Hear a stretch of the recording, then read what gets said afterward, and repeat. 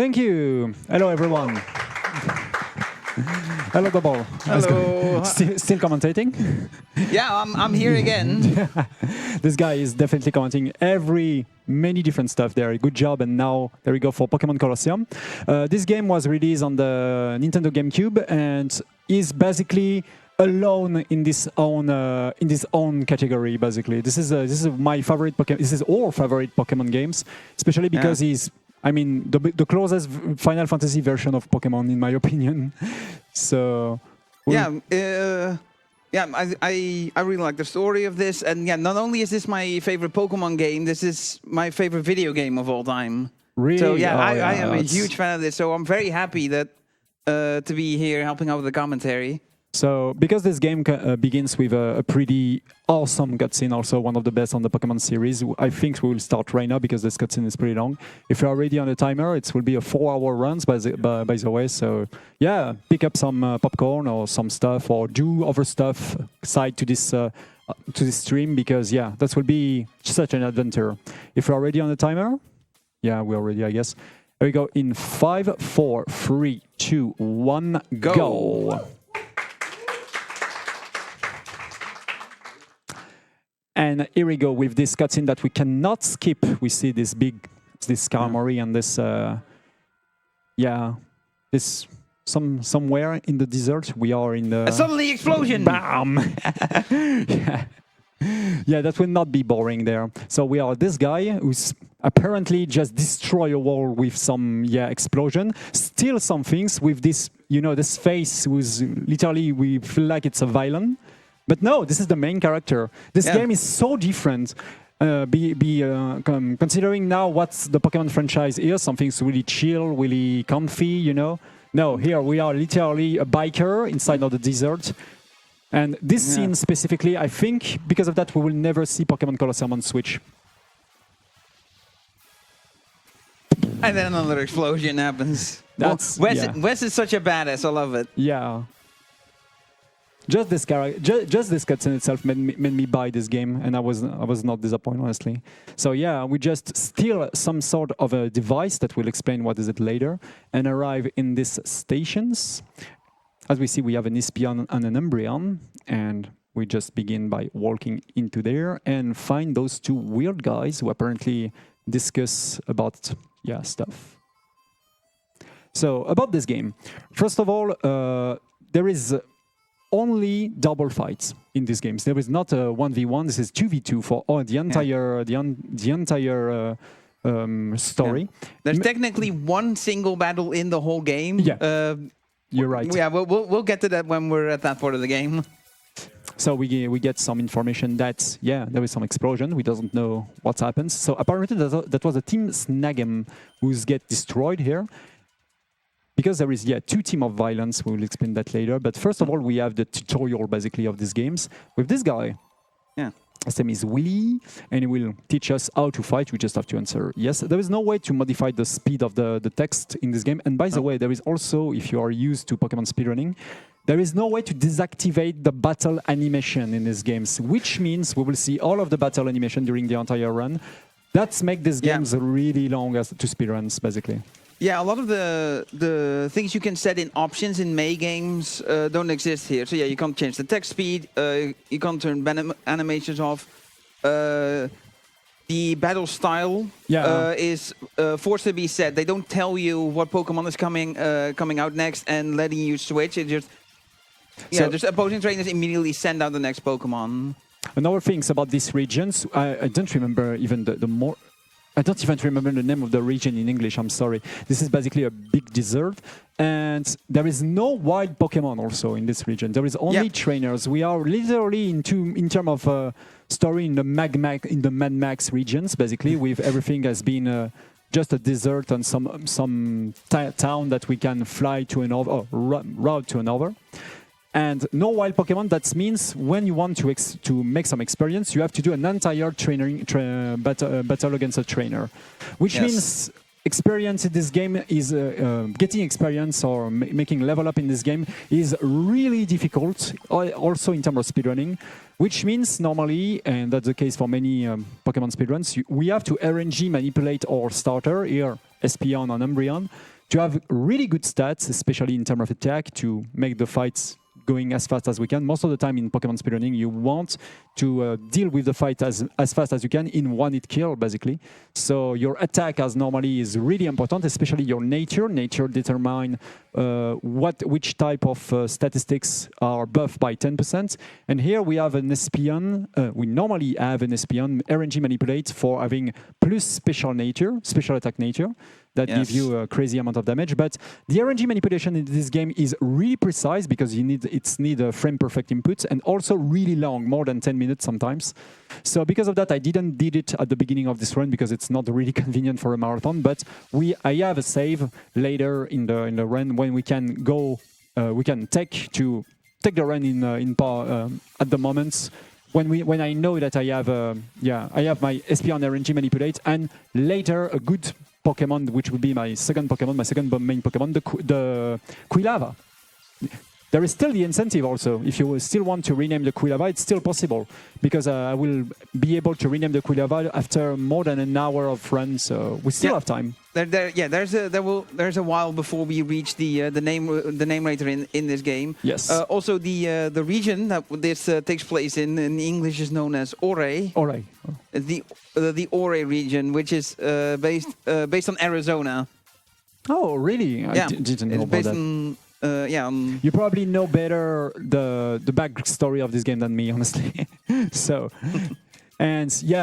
so for example, in this town there is also a gym and a gym leader in this town, but we're not even doing it because it is not part of the story. The story of the game also is really different than many other games. This is also the very first story that as a Pokemon game that we have on a console that's not a portable console, you know, basically on a console of the first proper Pokemon game on a home console.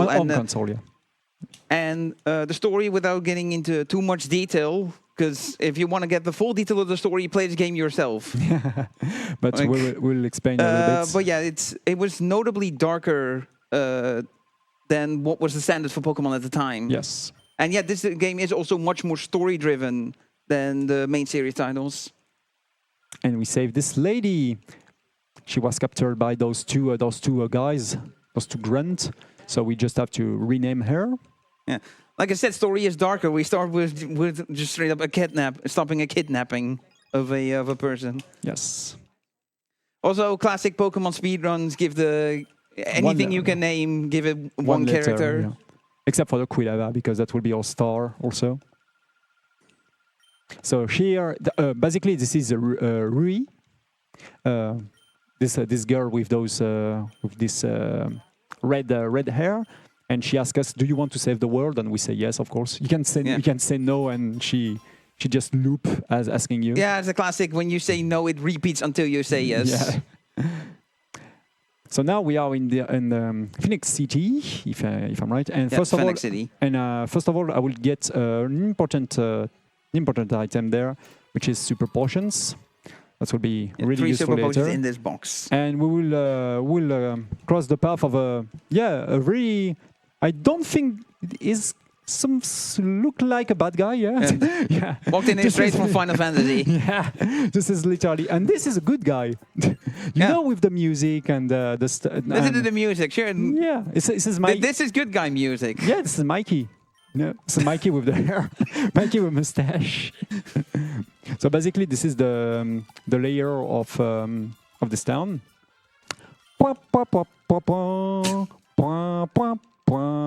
Yeah, this is definitely the good guy with this music. The music of this game. This one is funny, but honestly, the epicness of this game, especially because of the music, is one of the things that I really like. Also, take care about this carpet. This is a magic carpet. We will see that later. So first of all, like the soundtrack as well for this game is excellent. So first of all, we'll try to make your way to the Colosseum to just win some battles, because we are trainers. But unfortunately, the current challenge has already started. Yep. So we have to go back later. So yeah, come back later. And this is the plot twist, because we get faced the guy that during the cutscene that we destroyed the hideout, and this is the Snagget teams, and apparently, thanks to the dialogue, we know, and also that we were part of this team. We are bad guy, basically. We are part of this, but we betrayed them and stole the device just there. And this device, specifically, thanks to this dialogue, we known that is used to literally steal Pokemons during training battle, which is normally absolutely impossible in Pokemon license. Normally, you cannot use Pokeball during training battle. But no, here, don't be a thief. Yeah, don't be a thief. But here, that will be useful. That will be possible with the snagger. Yeah. But it's okay because we're going to be stealing from the bad guys. Yeah. We're Robin Hood, basically. Exactly. So once again, it's really easy fights. Here, I just have to deal with. It's just this is just it's a speedrun right now. It's pretty consistent in the damage you do and everything. Sometimes there's a range every now and then, but the speedrun. Yeah, the speedrun doesn't really start until you get the Johto starter. Exactly. Of your choice. There was a time during where Pokemon Colosseum speedruns used Crocodile and then later on for Alligator for runs, but since that has since changed, and now we are running with for Lava. Yeah.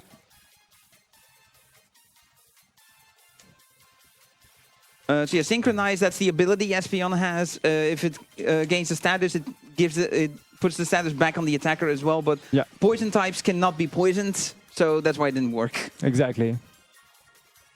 So that's unfortunate. Unfortunate because the thing is now that I'm poisoned, that can sometimes mess it up, because I would like to use an items to heal Espeon here, because I need to sell it. But that's not a problem. I can heal myself on the PC. That will lose a little bit of time, but that's not too big of a deal. Because this game runs on the mechanics of Generation 3. Yes. Which means poison does damage in the when you're running around in the overworld, and if that damage takes your Pokemon to 0 HP, it will faint. Exactly. So first of all, I just have to go down there and go. So I'm not seeing the thing. Did Espeon get healed after this? I will eat that on the PC, but we not see in taking damage. So I will heal that later. So I need to hit this. Sell some items for some money, because we're going to be buying an item that is going to be very pivotal for the speedrun. The X Special. Yes. Basically, we use all of your money here just for 33 X Special. So how X items normally work in Pokemon, in regular Pokemon games where it's all single battles, is you use it and your Pokemon's stat gets raised by a stage, depending on which one you use. X Special raises special attack, X Speed would raise speed, X Defense would raise defense, and so on. In a double battle, when you use it, the Pokemon whose turn you use it on is who it gets applied to. So if you use it on Espeon's turn, it gets applied to Espeon, and if you use it on Umbreon's turn, it gets applied to Umbreon. So you're using up the Pokemon's turn to raise its stat and can't attack with it. But there's a way around that we're going to be making use of later. Yes. Also, it's a glitch, also known as the X-Item glitch. Only work on Colosseum. First of all, I get some Pokeball thanks to this guy, and I will sell 3 of them to be back at 600, because I can get the Great Ball. And we buy a Great Ball, which we're going to use the Great Ball, but not in the way you think. Yeah. For another glitch, basically.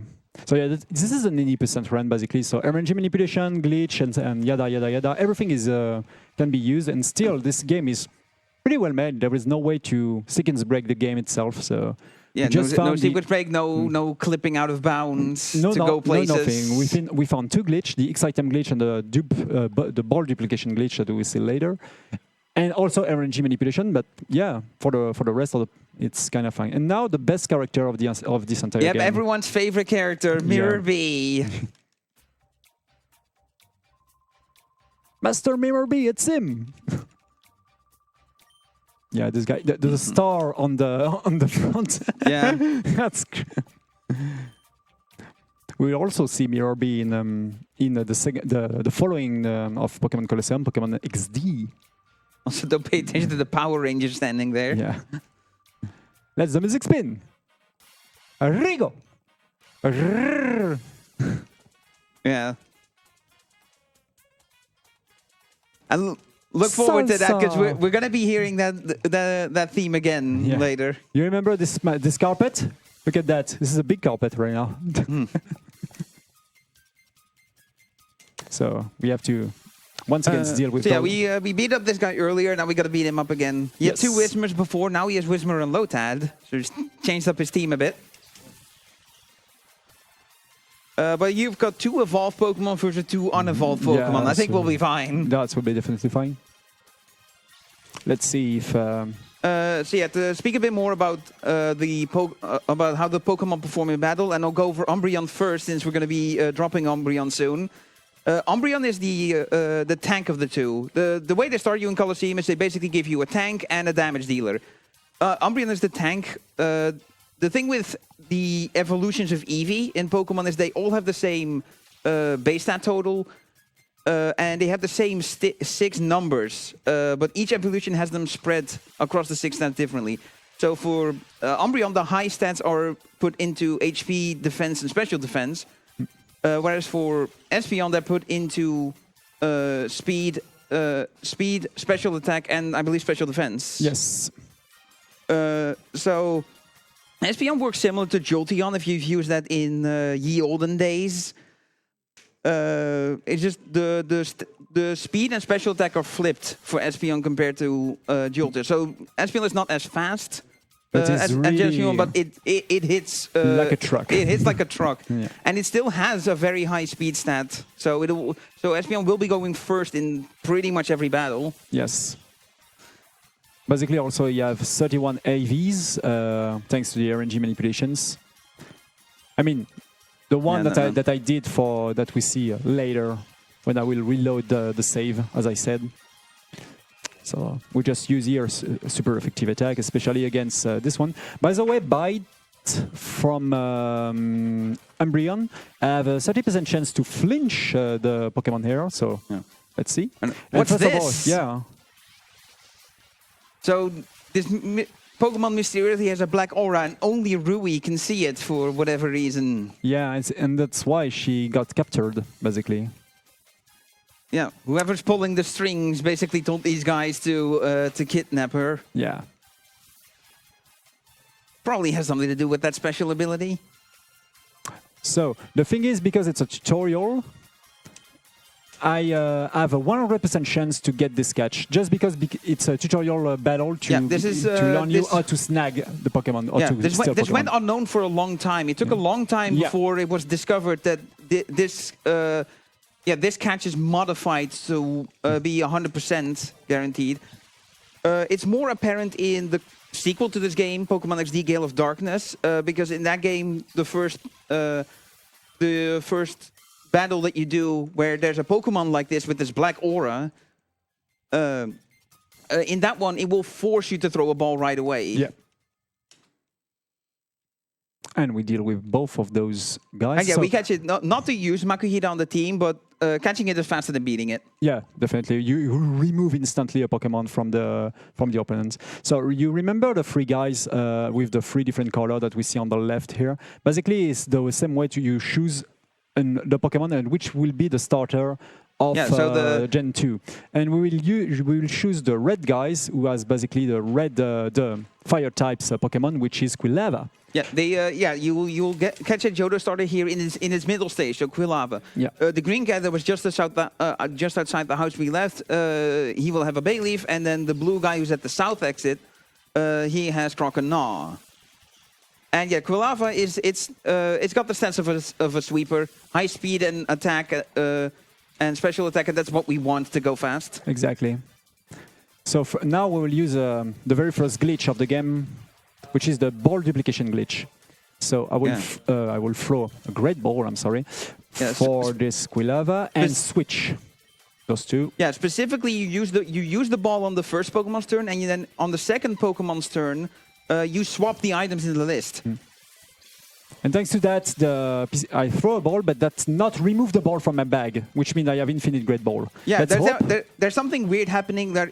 That's crazy good because that was not also sure. nice first catch, nice immediate catch at full health. That's crazy good. And now we just have to deal with the rest of the opponents. Yeah. So what happens with the infinite ball glitch is it tries to remove an item from the slot that the ball started in, but the game does realize that the ball that was used is not in that slot anymore, so it should not be deducted. It's like, hey, there's no longer a gray ball in this slot. There's a Pokeball. Okay, don't deduct the Pokeball. But then it forgets to also deduct the great ball, so you keep the ball you use. Yeah, it's like you throwing a Pokeball without losing it from your bag. So yeah, basically you can also do that with the Master Ball, which means at the exact moment when you get the Master Ball in this game, you have infinite Master Ball. It's a little It's not as exploitable as you think with the Master Ball, because you get the Master Ball pretty late in this game. Yeah. So basically, I have a little bit of dialogue to do, so it's perfect timing for donations now that we have Quilava. Oh, amazing. Speaking of Quilava, we've got a couple donations here that have something to do with that. First off, we have 25 euros from Jivra saying, good luck, AEtienne. And that went to the Quilava naming bid war for Perdu. We also have 25 euros from Shifu, also going to Perdu, and $10, 10 euros from Linkboss, saying giving the best name for Quilava for the Pokemon Colosseum run, and that obviously also went to Perdu. Yeah. Do you want to explain that one? If you want to know, just to be inside the French meme or something, it's like made you look the Perdu thing is. Okay. Yeah, thank you guys. I have lost. Yeah. I love the game. Yeah. In the meantime, we went to this random construction lot and then left immediately. Yeah, just because at the moment when you enter it, that unlocked this town and this guitar, this bass. Yeah, this music is. Again, like reiterating how excellent the soundtrack is for this game.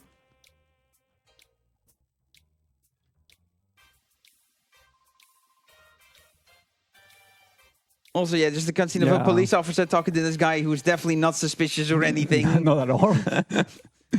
So all of those people here are trainers, but they don't have any visions. So if you want to fight them, you just have to talk to them. But of course, that's lose a hell lots of time. So we're not doing that. And while they have a Pokemon with Dark Aura, we're doing this speedrun just with Espeon and Quilava.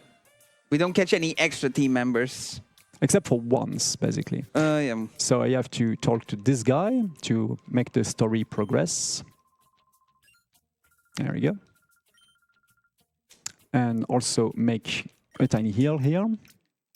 Because the next fight is really dangerous. But first of all, because as I said, we will reload a save. This is where normally I have Espeon and also Quilava. So from this part, I will take the save that when I did previously during this BSG, the RNG manipulation to have the good Espeon and a good Quilava. This is for the purpose that we're showcasing around here. Because as I said, this RNG manipulation is kind of long and lose a hell lots of time. So we just continue, and we are exactly at the same time with exactly the same menu. So there we go. Yeah, same menu, same items. Except the stat of Espeon and Quilava, which are RNG manipulates. And now here comes a very dangerous fight. The very first big run killer of this game. See if we outside the RNG manipulation figures. Because he has Ferret that deal crazy damage, and if Espeon dies here, this is basically dead run. So we'll have to reload the save. So we can speak about hyper mode or stuff like this. Yeah, I guess. Yeah. So in this game you can only obtain those Pokemon with the Dark Aura.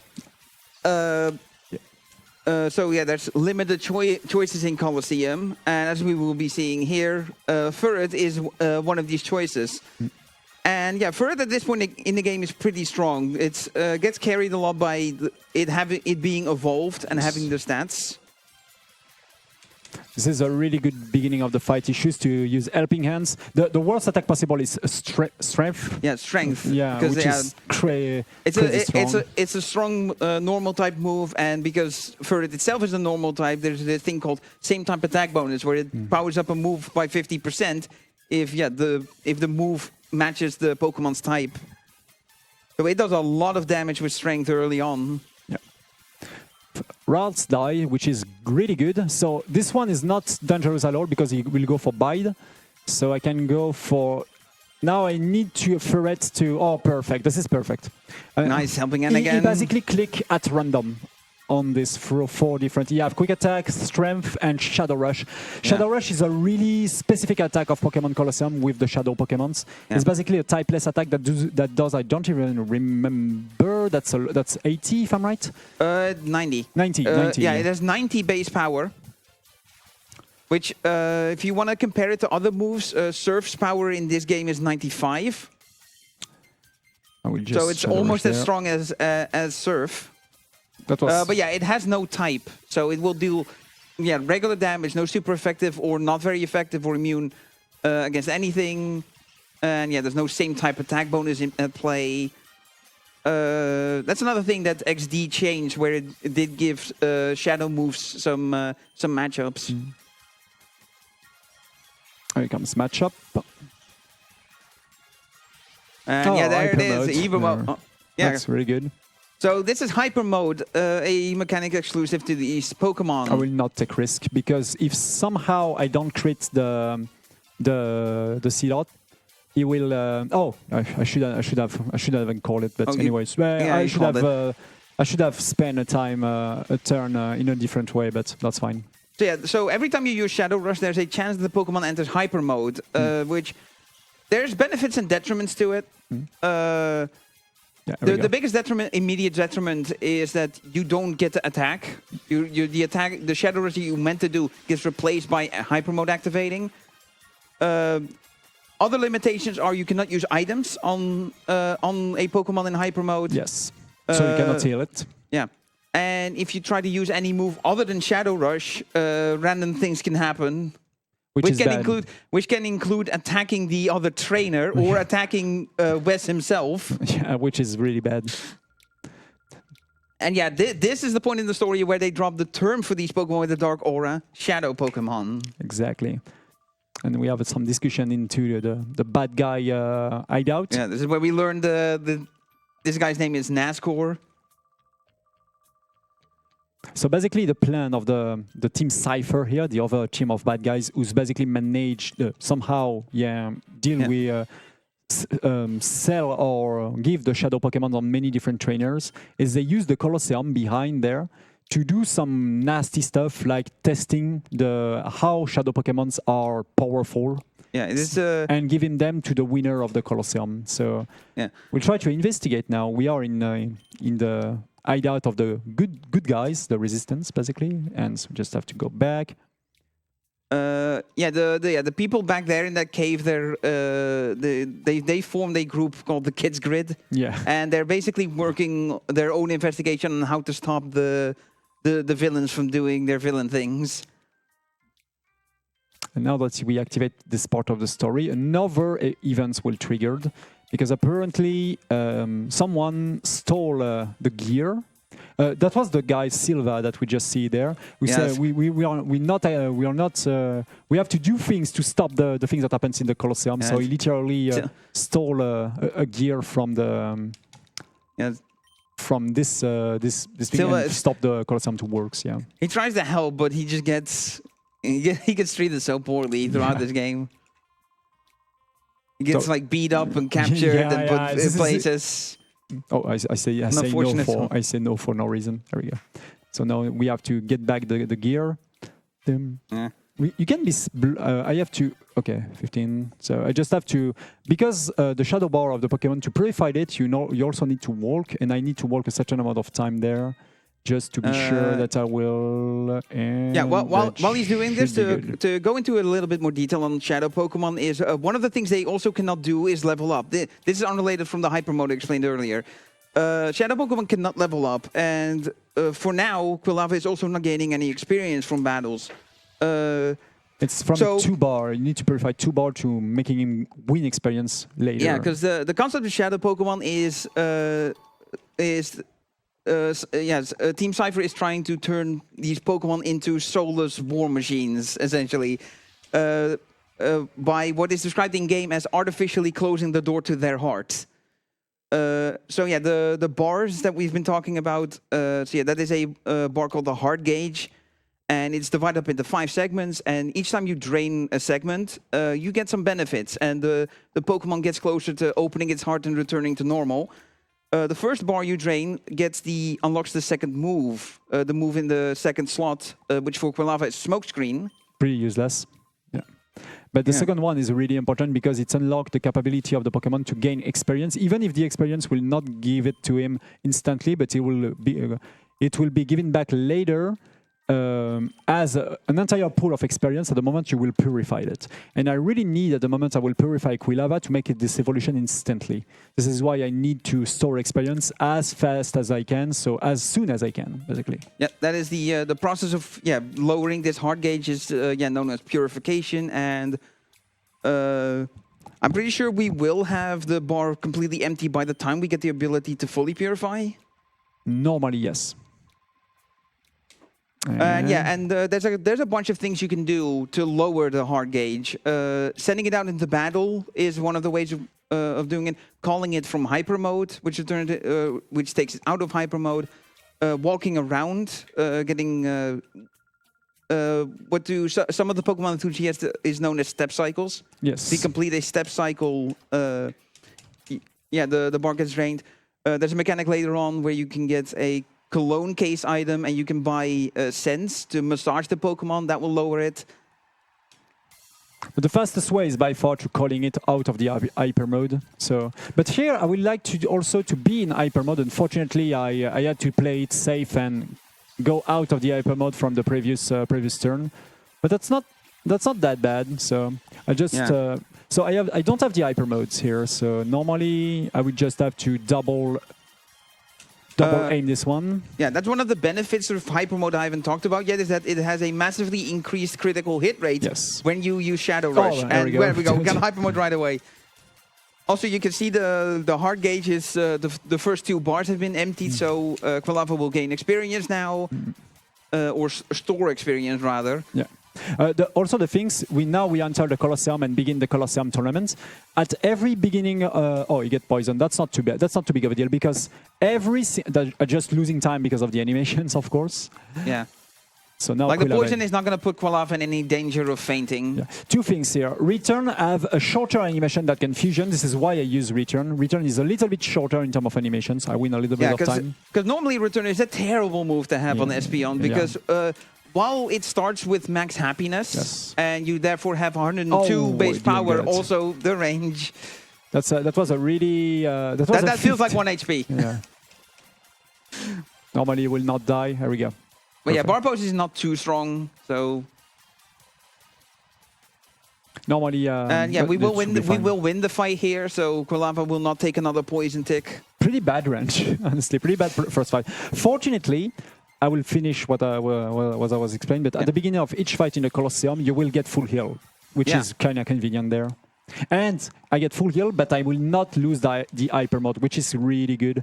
Because anything that heals your Pokemon, so these battles that bring your team to full health at the start of all of them, using a Pokemon Center to heal, using healing items on it, none of that takes it out of hyper mode. In the case of items, because you can't use items on them. You can't use item, But healing, from the healing machines, don't give you out of the hyper mode. So.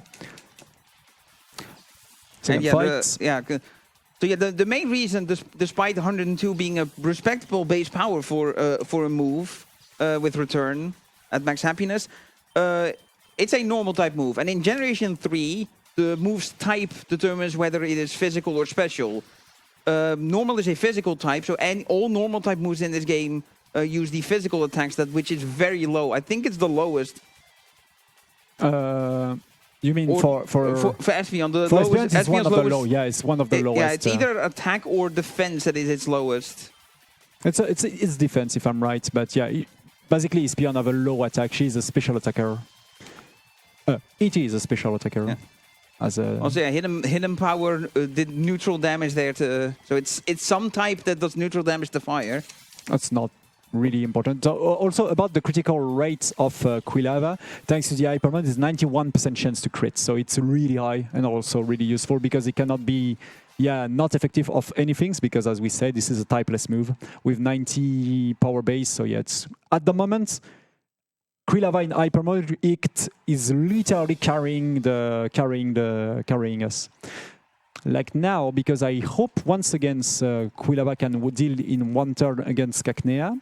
Also, one of the most underused tracks in the game. It's so good, but yeah, it only plays in tournament semifinals, which you don't do. There aren't that many in the game as it is, let alone the speedrun. This might be the only place in the speedrun where it plays. I don't even I'm not even sure. But I don't think we do any other tournaments during this. We don't. Oh, yeah. I'm sorry. You're speaking about the tournament. Yes, this is the only tournament that we will do, yeah. So, yeah, this is the only time you'll hear this tune. Why not? Also, yeah, confusion. It's not something we need, so, yeah, little time loss from animations, but it's a 4-hour run. No poison. Nice. Yeah, Cacnea has an ability called Poison Point, which if you physically attack it, if you attack it with a move that makes contact, there's a chance you get paralyzed, or you get poisoned. Nice. And then really the confusion. Nice. This is really okay, good. the confusion did help out in the end. The only thing is now I will have one extra. I will.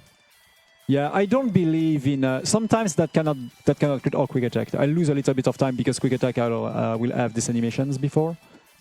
Yeah, quick attack in particular kind of chugs the game. The game tends to slow down during the animation of quick attack.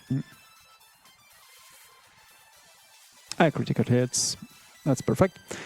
And now we are ready to the final. Yeah, because that's the whole plan of why we're in here. We want to get to the bottom of the what they're doing with handing out these shadow Pokemon to tournament winners. So to figure out what happens with that, we're going to enter in the tournament, win it, to see what happens, and to get closer to the Cypher teams and say basically, to just infiltrate the enemy base, the organization, because they try to get some people who's really strong at Pokemon battle, to make their organization more powerful. So here comes the X item glitch. So what the X item glitch is, we're going to use a full heal in this case on Espeon, and then we use an X special attack on Quilava's turn, yet it still got applied to Espeon. How does that work? For whatever too bad. Anyways. For whatever underlying reason in the programming, if you use a meaningless healing item, so if you use a potion when it's at full health, if you use a paralyzed heal when it's not paralyzed, or in this case, like a full heal with no status, for some reason it changes the target of the X item to the item you use the meaningless healing item on. So this is and the reason we do this is so we can use an X item on Espeon and attack with Espeon at the same turn. In the same turn, and the X boost gets applied immediately.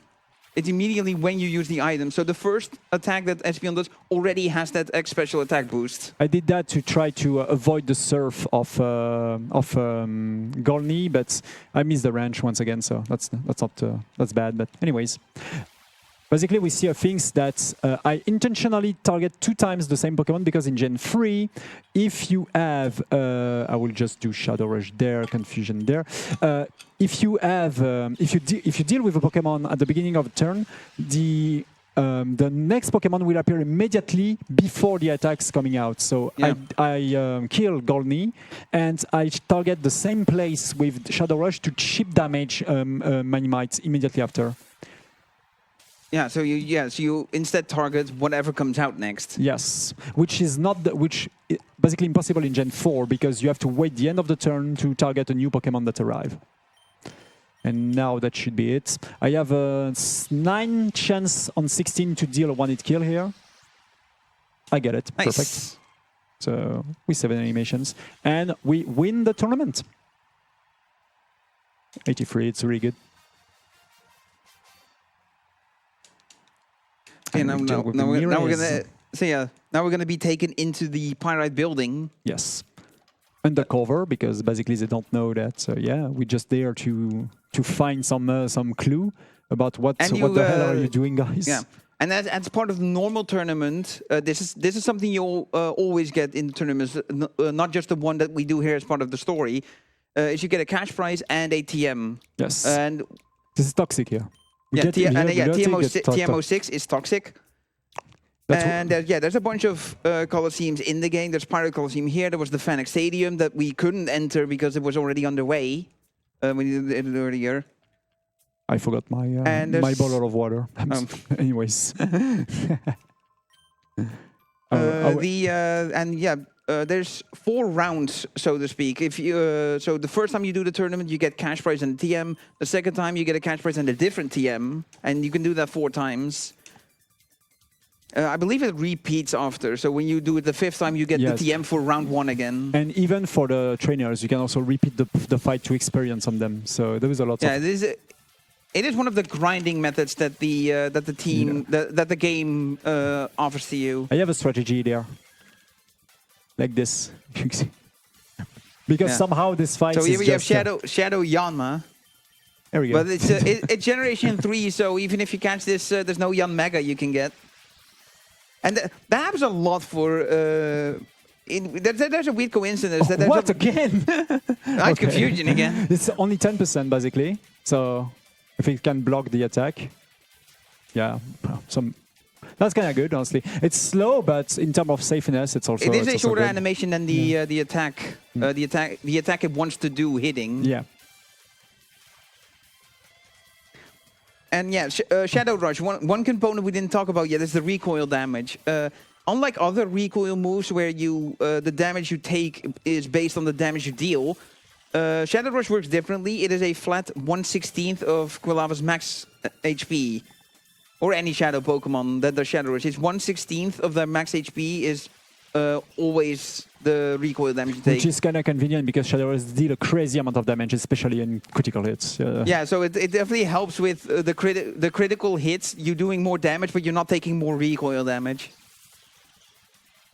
So let's don't touch to this this guy to the right. Yeah. Perfect. So that will be a good fight. One of my favorite Pokemon right there is Surskit.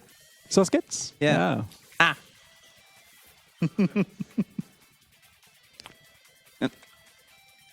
I really like the 2 main Pokemon about this of this speedrun also. We will see Quilava later at the very end of this marathon on Earth Goes to Silver. There we go, Quilava. Bam! And a rush to finish off Pineco. We have a lot of HP, which is really, really good. For the moment, so far so good in this run. Everything's going pretty smoothly, but things can go wrong in a pretty short way. In a pretty so the reason we're doing this fight is they brought us in here to hand over the Shadow Pokemon and get the research. But then they realized, like, hey, this is the guy we were warned about that is coming to defeat us. Yeah. And then they tried to find us to boot us out, and we beat them. So now they have to run away. So now we discover that the king, basically the layer of the ruler about this city normally, has been this Pokemon, which is a plush. Plusle. Plusle, yeah. Get kidnapped, and we have to save this Pokemon. Yeah, like the Duking's Plusle is being held hostage, so his hands are tied, and he can't do anything against the villainous orc doing shenanigans here. So we have to do a one-man army thingies to destroy all of them by one hands. Yeah, this is somewhat unfortunate. This is a kind of a slower part of the game because there's a lot of battles back to back here. Lots of battles, lots of way to lose times if we don't get the critical hits and so on. And so as mentioned before, calling a Pokemon out of hyper mode is one of the ways to lower the heart gauge. But yeah, we want the crit damage from Shadow Rush, so we're going to be keeping Quilava in hyper mode all the time, and we're going to use the sending it out into battle and the step cycles that we'll get along the way to lower the heart gauge instead. And normally at the end of this pretty long section, he will be able to get purified at the moment when we arrive at the next part of the game, which is Agate Village. Also, one more thing about Shadow Rush is that it is, since it's typeless, it has its own classification that it's physical and not special. Yes. So yeah, there's certain Pokemon that for which Shadow Rush is more useful than others. Oh, come on. So yeah, any Pokemon that has a low attack stat will not do much damage with Shadow Rush, even though it's 90 power. And goodbye, Umbreon. Yep. So I storage Umbreon for a reason that we'll see later, because at the very end of this tower, against a very dangerous during a very dangerous fight, which will be a Rain Killer, I will need to wipe out all of my team, but only have Espeon to give all of the experience to Espeon. And this is why it's better to deposit Umbreon. You don't have to make Umbreon die basically on our team. So we keep Quilava, Espeon, and also Makuicha. So I will go for the same X-Item glitch once again and immediately deal with Larvitar, because for the moment this Pokemon is not Dark type, but that's the case of the other Pokemon. So yeah. I believe it's specifically when it evolves from Pupitar into Tyranitar that it becomes a Dark type. So Pupitar is pure Rock as well. Fortunately for us, this Pokemon, Carvanha, have a very, very low defense. So normally Quilava will be able to deal with him in one turn if he goes for a crit. Yeah. It will be taking a little more damage than normal because Carvanha has the ability Rough Skin, which if you attack it with a move that makes contact, it deals some damage back. So Quilava is going to get the recoil damage from Shadow Rush, and then also Rough Skin. Yeah, not enough. But yeah, it is very little. That's not too bad because. But yeah, that's the. So Dark is going to be Espeon's main weakness, but it is able to withstand Dark type hits decently well because of its high special defense, as Dark is a special type in this game. Ghost type moves, we won't see them a lot, fortunately, but they are more or less the biggest problem, since Ghost in this game is physical. There is one Pokemon who have a Ghost type move, Shadow Ball, which will be basically the biggest Rain Killer of this entire run. We'll see that later. But for the moment, so far so good. Here I use literally one of the turn to heal Espeon. That this is faster to heal during the battle.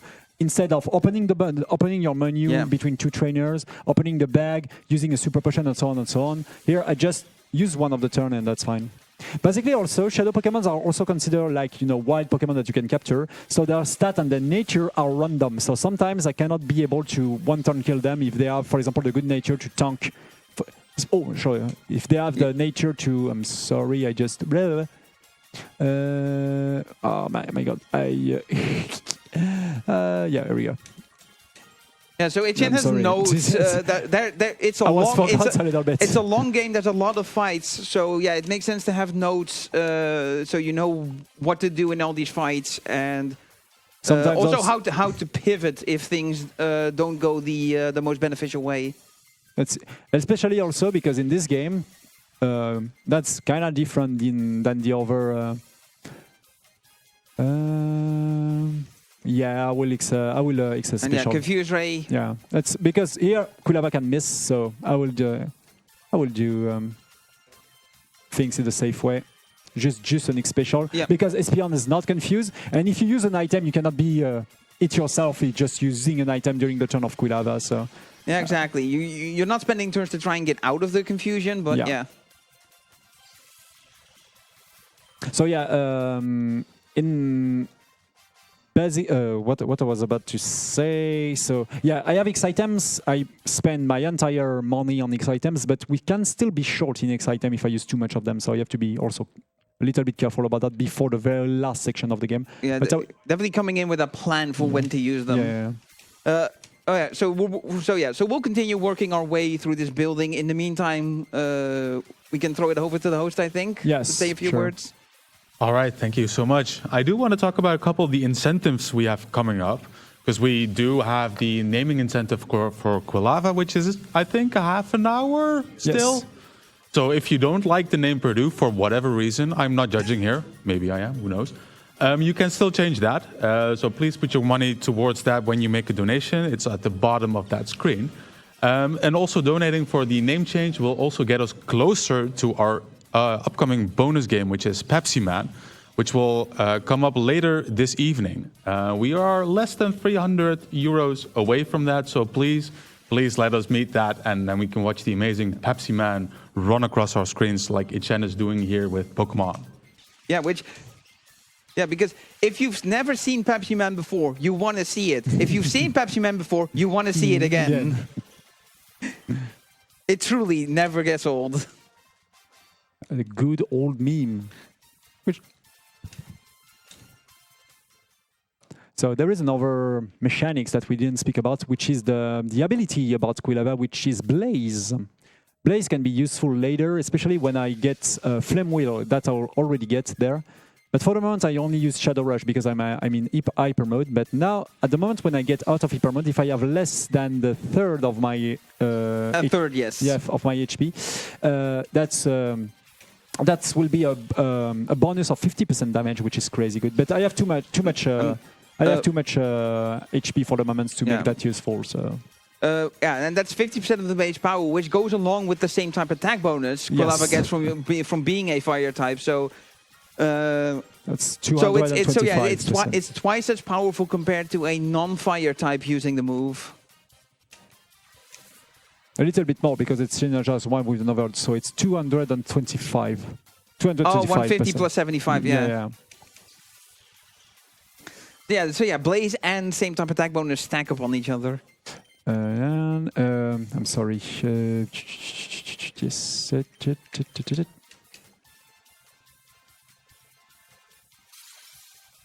I use return because it's a little bit shorter because normally Shadow Rush should do a critical. There we go. But yeah, just because it's 91% and not 100, it's never a bad idea to cover for that 9% chance of not getting it. Exactly.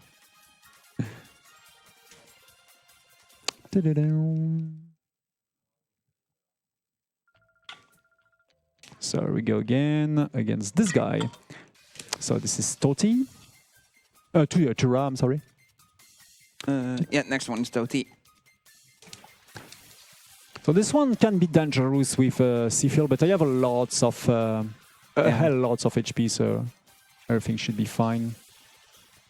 Yeah, so Quilava's hard gauge is proceeding well. We're on good. We'll definitely have that fully empty by the time we get the ability to complete the purification process and return Quilava to normal. Get all the experience that was stored up, which is hopefully enough to get 6 level ups, bringing Quilava to level 36. At which point it evolves into Typhlosion. Exactly. The bite. Which if you're one of the people that got into Pokemon a little earlier, and I used Generation 1, it has, while it does not have a flying type, it does have the same exact base stats as Charizard. Oh, really? Yes, yeah. Typhlosion and Charizard have the same base stats across all 6 stats. I didn't even remember about that, yeah. So a little bit of time lost there, but no problem. Yeah. No, not very effective. Using Ice Move into a fire type. Unfortunately, that will... Oh, crit. Why not? Yeah, so Icy Wind, it's one of the moves that attacks both opponents. And there is a mechanic with that in Generation 3, where it cuts the damage on each target by 50%. Which makes Surf, that we used earlier in the speedruns with Crocono, pretty, I mean, slow, because the animation of Surf is slow, and also because of the mechanic that you speak about. We discovered that Quilava is just better in terms of focusing on the Pokemons and deal with him immediately. And I mean, dealing with Pokemon before they can attack saves you a hell of a lot of time because you don't see their animations. The Generation 4 changed it to, I believe, 70%, 70 or 75. Which makes Surf way better. Yeah, but they also changed Surf that it also hits your ally, which eliminates it entirely. It is specifically moves that only hit both opponents that get that modifier. moves that also hit your ally, such as Servant Generation 4, or in this game, Earthquake, they do not get that modifier. So they do the full 100% damage. Which will be the case of Earthquake later in the run. Yeah, that'll be a pretty tough fight for most people playing Colosseum for the first time coming up, where Earthquake is a central part of the fight. That will be way later in the run. Yeah, it'll be a while before we get to that. So Espion is, yeah, we'll go for Flame Wheel Confusions. How many does Tentacle? 50? Yeah, so yeah, we have unlocked Flame Wheel now, so we're gonna stick with Quilava not in hyper mode for a while, so we have the option of using, we have a Flame Wheel to our disposal. The thing is, I can play safe a little bit. You know what? I will play a little bit safer because I have a lot of items right now, so I'm allowed to doing this. Because normally Tentacle will not target Quilava, but if it happens, it's a good thing that he survived to Bubble Beam. So yeah, Bubble Beam is pretty strong this early on, so it's something to watch out for when you're facing against that. This Tentacle have a crazy good special defense, so somehow it's faster to just return 2 times onto it, because as I said, return animation is faster. So because we're not being able to one turn kill him with confusion, and because Tentacle have a bad defense, double return is also a possibility here. Yeah. So, but here I will deal with. It did put the HP in the yellow, so it's at most it's at exactly half HP, which is good. Yeah, Bubble Beam. But who's the target? Yeah, Espion. So it's cool, it's good because I can now go for... Yeah, there's not too much in terms of strategy that these common trainers do. Once we get to the boss fights of the game, that's where we're going to see actual strategy at play. The reason why I keep Tiny Potion is because they can be useful later in the run for Typhlosions to healing him and staying him in Blaze in another certain amount of HP. This is why I use a Super Potion. So now incoming probably one of the very another big run killer of the run, the fight against oh, there we go. The fight against Wraith and Frema. I cannot. These are 2 fights that are gonna be back to back. Yes. So there's no opportunity to. If you end up taking a lot of damage in the first fight, there's no opportunity to heal before the second. Yeah, and the second is really dangerous, especially because of the Shadow Pokémons, which be a fully evolved Mantine with Bubble Beam and with Shadow Rush, and that can also go in the wrong way in many different... that can go wrong in many different ways. Because the reason it's kind of not threatening, because we've got a level 20 Remoraid here, which is peculiar, because we've been fighting Pokemon around level 33, 34 so far in this. And then there's just this level 20 Remoraid, which is also a Shadow Pokemon. I like to theorize that whoever input the level for Remoraid made a typo, that it was meant to be 30 instead of 20. Yeah. But you know, no way to confirm one way or the other. But that's probably it's convenient. It's convenient for the speedrun at least because you can KO Remoraid in one hit. I really think this is a mistake. This is it feels like a mistake. Yeah. Like, why would they give you a level 20 Shadow Pokemon at this point in the game when your Espeon and Umbreon start at 26 and 25? We go for Dig and we go for. I did return. I'm bad, but anyways, I should have go for Confusions. Oh, critical hits. That's fine. Intended. Normally, it's rare to get the Confusions kill him, but if I got a critical with return, that's cool. That's also cool. So, and now the real fights. Ferma. So Ferma is really dangerous because I also want to have a lot of experience from this trainer. All on Espion, possibly. And the Apom that we will see right now can possibly not die from the very first turn. And if it's happened, he can astonish Espion after doing agility to flinch me all of the time, which make me basically in a dead way. Astonish has a 30% chance to flinch. Yeah. And yeah, Shadow Mantine. And Mantine's big statistic is special defense. It has a pretty monstrous special defense stat. Yeah. So it's gonna be very difficult to bust through. It can sometimes, with it being water flying, it can live. Yes, this is a really good crit because I know it's Nice. dead. Okay. It can live certain electric type moves that you throw at it. Its special defense is that good. So Furet can go for defense scroll, which can be useful, but he will also go instantly for critical. So Quilava is dead now. There we go. That's normal. That's intended. It has a decent special attack stat as well. So it'll do a bunch of damage to Quilava. And now incoming is Makuita. Having a second Pokemon is really useful because I can still buff my Espeon with the X-Item duplication, the X-Item glitch like this.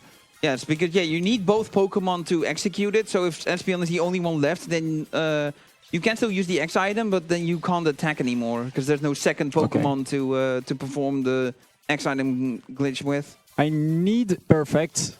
This is what I'm waiting for. I need now Makuita to leave this Bubble Beam.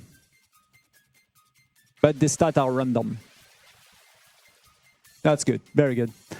He will probably die from Quick Attack, which is also good. So once again, special. And like we need all these. Yes, perfect. He was in range on Quick Attack, so because of that, he's dead. And I get all of the experience now for Espeon. This is the perfect fight. When when a Pokemon goes down, any Pokemon that participated against it gets the experience. And it's however much experience the Pokemon gives, and that is split evenly between all the participants. Except if the Pokemon is basically KO, and now because all of my Pokemon are KO, all of the experience goes for Espeon. Yeah, fated Pokemon do not get experience. But we've got through the hard part, taking out Mantine. That was pretty flawless. So 2 big points in this section. Yeah, sure. Yeah. So Blastermak, I believe you have something to read. I do indeed. I have 30 euros from Pendle Steven, who says, let's get this over with. As a Coca-Cola fan, I do love Pepsi Man. It makes me jolie. Happy. He put that towards a different name for Quilava, namely Jolie. That did put us over 1,500 euros raised for Mind, which also puts us under 250 euros to go for Pepsi Man. Nice. Pepsi Man! Pepsi Man! Hey. And This is Pepsi Man. No, this is Silva. So here's Silva. As we say, he just gets all kinds of unfortunate stuff thrown at him. He tried to take on these two and he lost. And we get trolled by Mirror B. Oh ho ho! I'm in my cave. I'm waiting for you. Blah blah blah. Yeah, literally. So we just have to take him down and to the. Yeah, we call him his comeback for taking a hostage, and he's like, "No, that's fair game." And then we go for the next fight. After the fight against Ferma, we get a free heal basically. So all of my Pokemon are now back in business. Yeah, which is you could consider Reith and Verma to be a mid boss. Yes, so you get a heal afterwards. So yeah, any major fights, you get full healed afterwards. Yes. But the game doesn't tell you. They don't even have a jingle. No. You have to know it. So there's something I want to bring up here because we're facing Shadow Quillfish specifically. Because throughout this game, certain Shadow Pokemon will have an item equipped to them. Yes. Usually all of the ones that do will have a item that boosts moves of that type. Quillfish here has the Spike Barb. I think the item is it is a hold item that boosts the power of poison type moves that has a poison type, and this comes into play with Quilava's damage as well, because all of the Johto stars that we could pick at the start of the game, they each have their type boosting hold item equipped. So Bayleaf has the Miracle Seed, Croconaw has the Mystic Water, and then Quilava here has the Charcoal item. Exactly. There's a few items that you don't get from Shadow Pokemon. For example, I believe the blank glasses for Dark type is an item you find in a box. Yes. Yeah. There is some of them that you can get from boxes and stuff. Oh, I didn't get the kill.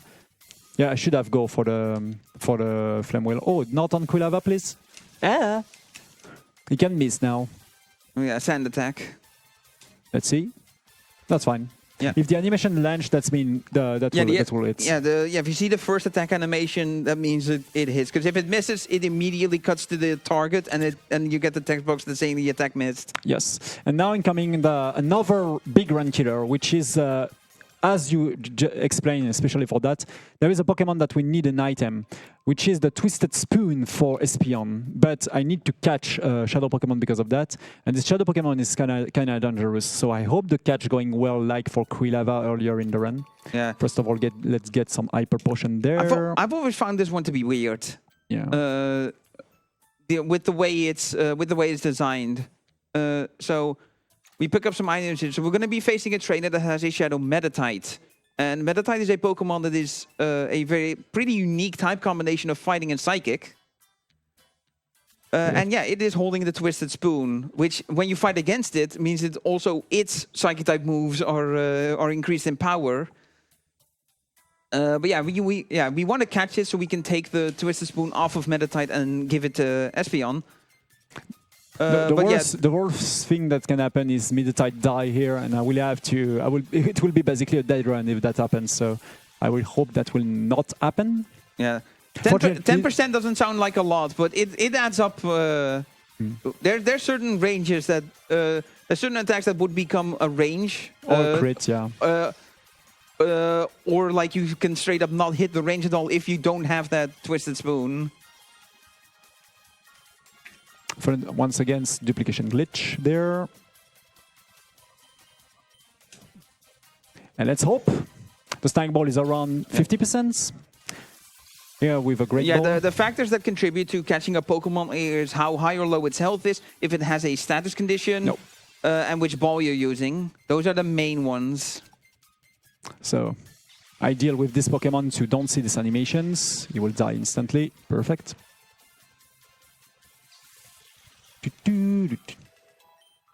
Yeah. So now it becomes Numel. Something that also makes it tricky to catch Shadow Pokemon sometimes is even though you have 2 turns that you can select, you cannot use 2 Pokeballs within 1 turn. If you use one on the first turn, if you try to use another one on the second one, it will give you a message saying that the snack machine has to recharge before you can use it again. So you can only throw 1 ball per turn. Which is fine because the turn is used for the duplication, and we also can deal with the rest of the team at the same time. Yeah, I don't know how the game would behave if you did the infinite ball glitch and then used another. Yeah, I don't know either. 3 shakes. Let's go. Second ball. Perfect. Let's lose, of course, a little bit of time because we see the animation of. It's catching a Pokemon at full health. It can always be worse. Yeah. Basically, this is why we need the Great Ball. The stats of the Great Ball is way better than a Pokeball, honestly. Yeah, it's 1.5 times as good as a Pokeball. Once again, it's using return because the return animation is faster, like this. Perfect. And now we have a little bit of manuing because, as we said, this Metatite has a really interesting item for us.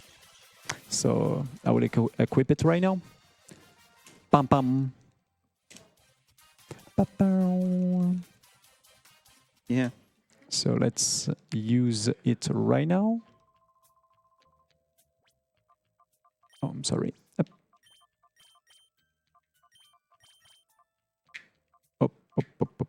There we go. And other things here. Let's play a little bit safer. Yep, was another Super Potion. Just for Espeon. Because just in case, then space is can be dangerous. So yeah, after we went through the Pyrite building, now we went through Pyrite Cave, and now we're into the deeper part of Pyrite Cave, making our way to Mirror B to finally once and for all take him down. So yeah, this is as we said, this is a really long section through the very first big boss, the very first Cypher admin, which is Mirror B. Yeah, the game is really slow paced at the beginning, but yeah, once we defeat Mirror B, then the pacing of the game is going to speed up. Like getting from the start of the game to Mirror B like going from Mirror B to the next boss and the boss after that, that will all be a lot shorter. Yes. Dealing with Mirror to don't get paralyzing or things like this. Yeah. Also attacking it with Confusion, which is not a move that makes contact because Marip has the static ability, which is similar to Poison Point, which we talked about earlier with Cacnea, which just came out. That where if you use a move on it that makes contact with it, there's a chance that you get poisoned with Poison Point, and static does it, but it paralyzes you instead. Quilava will be put in sleep on the next turn, but that's not too big of a deal because I will be able to deal with Space with his peon on the next turn. Also, yeah, Quilava is a Pokemon that only has one ability, at least in this game. We're before Generation 5, so there's no hidden abilities yet. Okay, that's fine. That's definitely fine because Quilava will have to sleep. The fact that it doesn't target his peon make the things easier. But yeah, as we mentioned before, because Shadow Pokemon are Pokemon you can obtain, their stats and everything, stats, nature, all of that is random. So if the Pokemon can have two abilities, which ability it has is also random. And yeah, if you get a bad ability, you can, if you save just beforehand, can reset your save and try again. It will generate the randomness again. Yes. It's not something it generates at the start of the game and then it's the same every time. It is, each time you encounter the Pokemon, it's independently randomized. This way the games works also influence a lot the way how the shinies works in this game. But yeah, we'll not speak about that because this is really bizarre considering the purification thing is, yeah. To give the short summary of it is when you first snag it, it has the original trainer number of the trainer you steal it from. Yes. But then when you purify it, it changes to yours. So and that can change the shiny flag. And yeah, the original trainer ID number affects the shininess. So you can catch a shiny shadow Pokemon, and then when you purify it and it's no longer shiny, or a normal Pokemon that when you purify it suddenly turns shiny. Yeah, they made it more consistent in XD where they just forcibly locked it to not be shiny. If it rolled the randomness and it would be a shiny, it just rolls it again until it's no longer shiny. Exactly, which is way better. Yeah, there's some content creators online that like to do shiny hunting for Colosseum, and it is commendable, but a nightmare. This Swablu doesn't fly, which is good because now I can still target him. That's fine. Yeah. It's not a big. I will not even heal that. So now normally that will be this, and this, and I will be able to deal with those two Pokemon in this turn. So none of them will be able to use an ability. Yeah, Espeon focuses Lotad since the Flame Wheel does regular damage against Lotad because it's super effective on its grass typing but weak into its water typing. I really need the Flame Wheel for Belgium, of course, because Steel types basically the best type in the entire generation. Yeah, one of the types Espeon has the most trouble with is Steel type. Steel types are typically extremely defensive and they resist Psychic type moves as well. So having Flame Wheel on hand, which is a fire type which is super effective on Steel, is very valuable. That was that's another thing you don't have access to back in the day when Croconaw was used, because then the best you could do was Surf, which did neutral damage. Also, Beldam's getting hit animation is amazing. Yeah.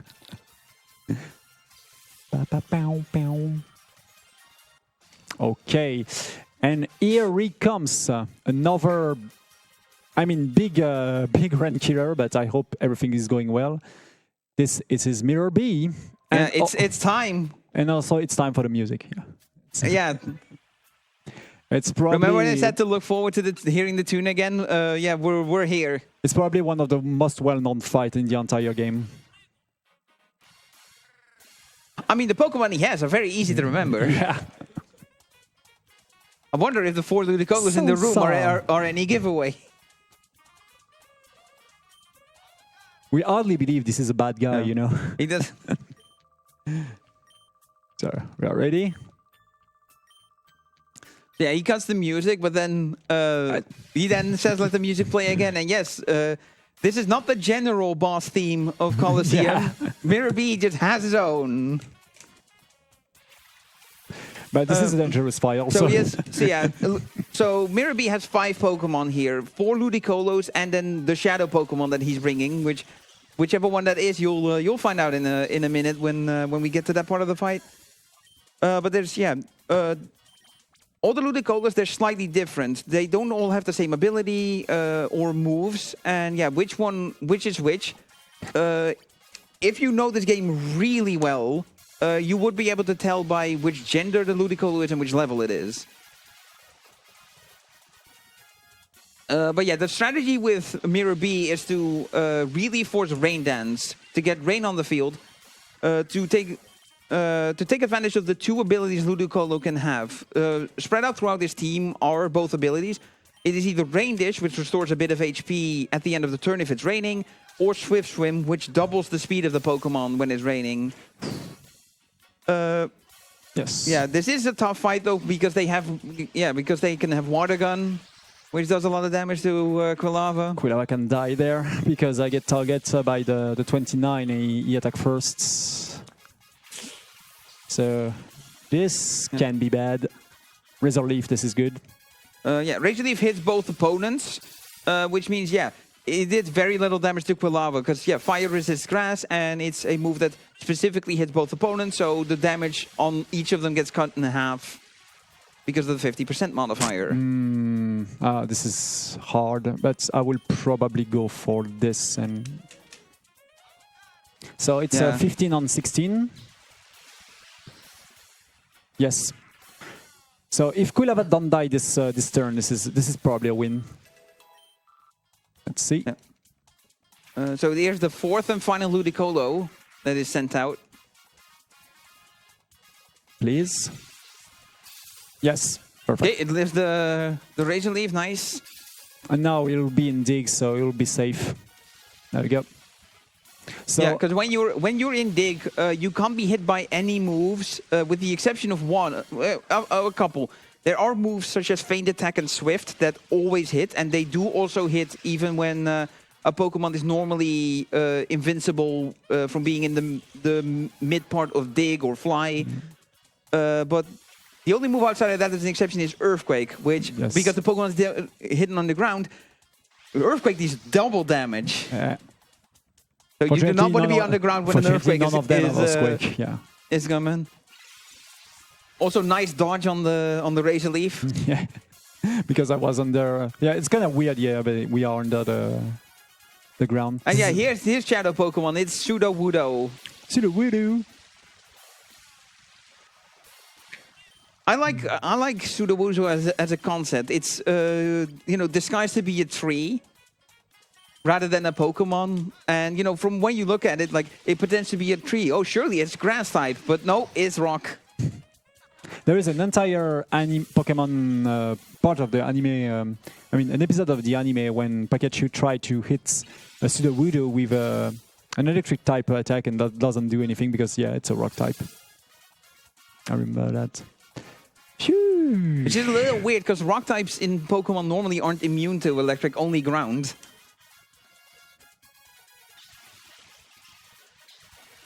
And there we go. And that was Mirror B. I'm pretty happy that's all of this section going honestly, very well. Honestly, a pretty smooth fight. Yeah, pretty smooth. We are actually in a really good pace. This is the way we wanted the fight to go. Yeah. No, nothing goes wrong on all of this beginning, and now we are in the situations that most of the bad things that can happen can be handled, honestly. So yeah, I'm pretty happy about this this beginning. This beginning of this run is always stressful when you have to do it in the marathon. But now, oh, come on. Ignore the item box. It does not say something. Have something that is useless. Ignore the shiny homework. And we get the item in the item box in the back has the Macho Brace, which is an interesting item. May I ask someone in the audience to get my bottle of water and the training room? It's a one on the bottom of the table with it's white and blue. So I will get it later. But if someone can bring it to him, I don't know. Because I Also, totally forgot it. Okay, so Duking is very happy with us for saving his Plusle.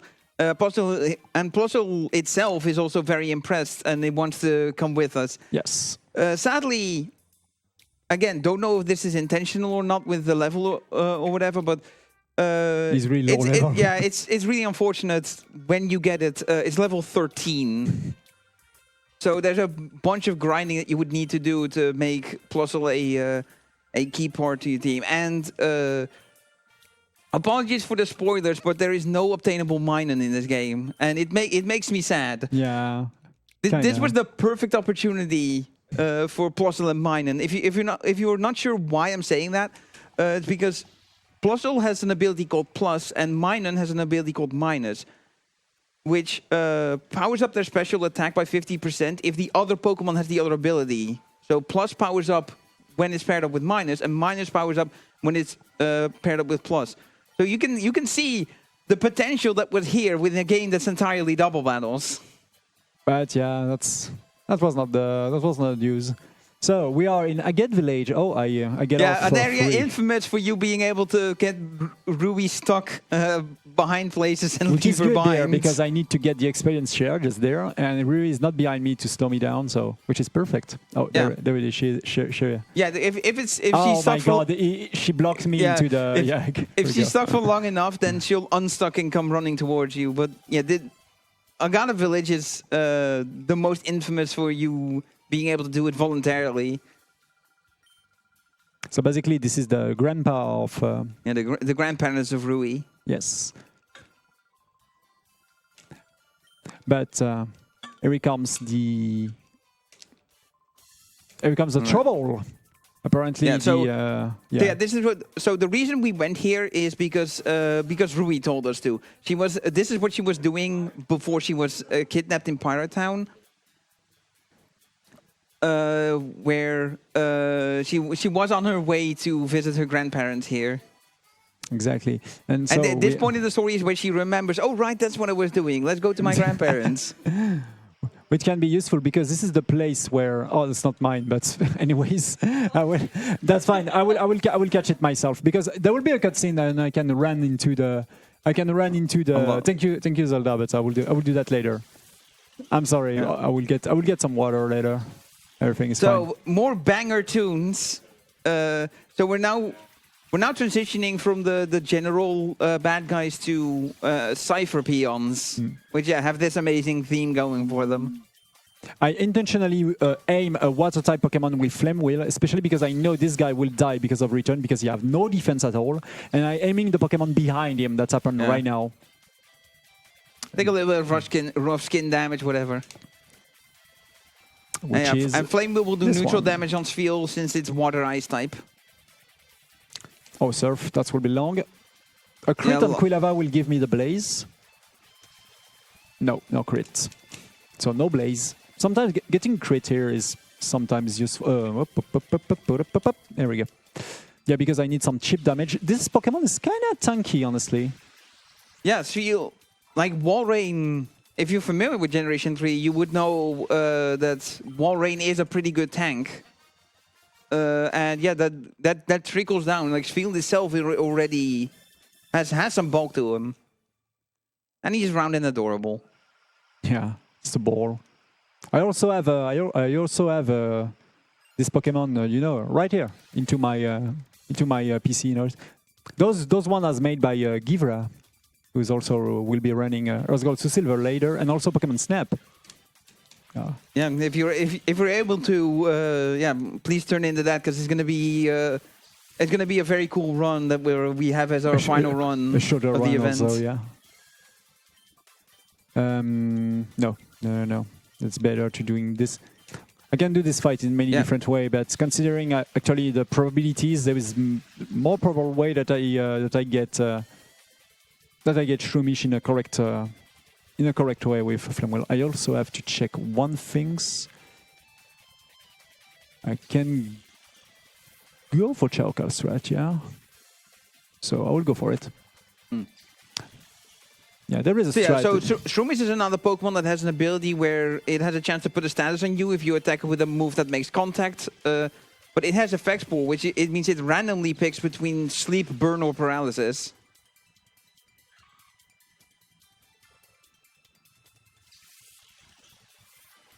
I'm just aiming for things like this because, as Double say, actually Quilava have the Shawcall on the he held the Shawcall, the item that boosts the fire type damage, but I will fight a Pokemon that can be useful to set up myself into the blaze, into red bar, to boost my damage later in the run, especially in Mount Battle. And to do that in a correct way, considering the HP that I have right now, that should be a good calculation to taking off the Shawcall. We call that the no Shawcall strat. Also, perhaps you noticed it during the Mirror B fight where Quilava was falling low HP, as this game has no beeping noise when Pokemon get low HP. Yeah. So if that's something that bothers you in regular Pokemon games, this game doesn't have it, nor does XD. So return on Baltoy, because of course I don't have... Flame Wheel, which will do normal damage. Nice crit. Nice crit, though. It can be useful because there is a way to turn. It's a ground psychic type, and ground types are not resistant to fire. It's rock. It's one of those things that people confuse because rock ground is such a common combination that you kind of think both types are. But yeah, it's only rock type that is. Thank you a lot, Zelda. Yeah, it's only rock type that is resistant to fire. That is only ground type that is immune to electric, stuff like that. And there we go. Well, yeah, Kirlia, kind of a tough Pokemon because it resists confusion and it has decent special defense because it eventually evolves into Gardevoir. I try to don't speak too much about Gardevoir for the moment. This is pretty bad, but normally that should be fine with return. Yeah, I don't think you'll face a Gardevoir throughout this game. I face it, and this is really dangerous. This is the final fight. In the very final fight, not the final, the one before the final. Oh, okay. Yeah, I must be misremembering. I forgot he had Nascore of a Gardevoir. So, and there we go. So the strats. So remember when we said there was exactly one single battle in the game? Yeah, we're there. It's a single battle, but there's a special thing about the single battle. Because it's not us. We're not playing it. Yeah. We're going to actually be watching a single battle happen. By the way, there is a way to lose a hell amount of time in this single battle, which is even, I mean, it's more rare than a shiny. If because I don't have even to play this, I don't have even to play this battle. So everything happens automatically. You don't have to click to advance through any text boxes. But the thing, everything's going in a random way, and if Pikachu somehow paralyze this Hitmontop because of this ability, the Hitmontop can be stuck in the Parax, basically. It can get paralyzed in an infinite amount of time. Yeah, this fight is definitely set up Don't for get paralyzed. Hitmontop to win. But yeah, Perfect, there are very, very rare circumstances where Pikachu can actually win the fight. This is more rare than a shiny, honestly. Yeah. and if it happens, the game progresses as if Pikachu lost anyway. Yeah. And because Hitmontop wins, we have to deal with Scrub. This is literally this name, Scrub. Yeah, his name is Scrub. This is the Lord Scrub. There we go. So as we saw, I removed the Chorka. Oh, basically now all of the Pokemon. So it's Winnow and Hitmontop. Okay. This is like a major fight, a mid boss, so to speak. So yeah, so it's not a consistent which Pokemon they start with. There's a couple combinations they can choose to send out first. This is a bad RNG also because Hitmontop was on the first, so this is the worst case possible, the worst case scenario. Yeah, you don't want Hitmontop out right away. Yeah, I would like to boost myself a little bit. So this is a range right now. There is a possibility that I cannot get the kill there. Because It is a fighting type with a lot of special defense. So okay, perfect. That's good.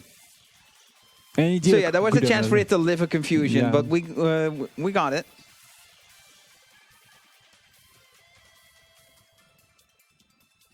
So I will, yeah, this there and there.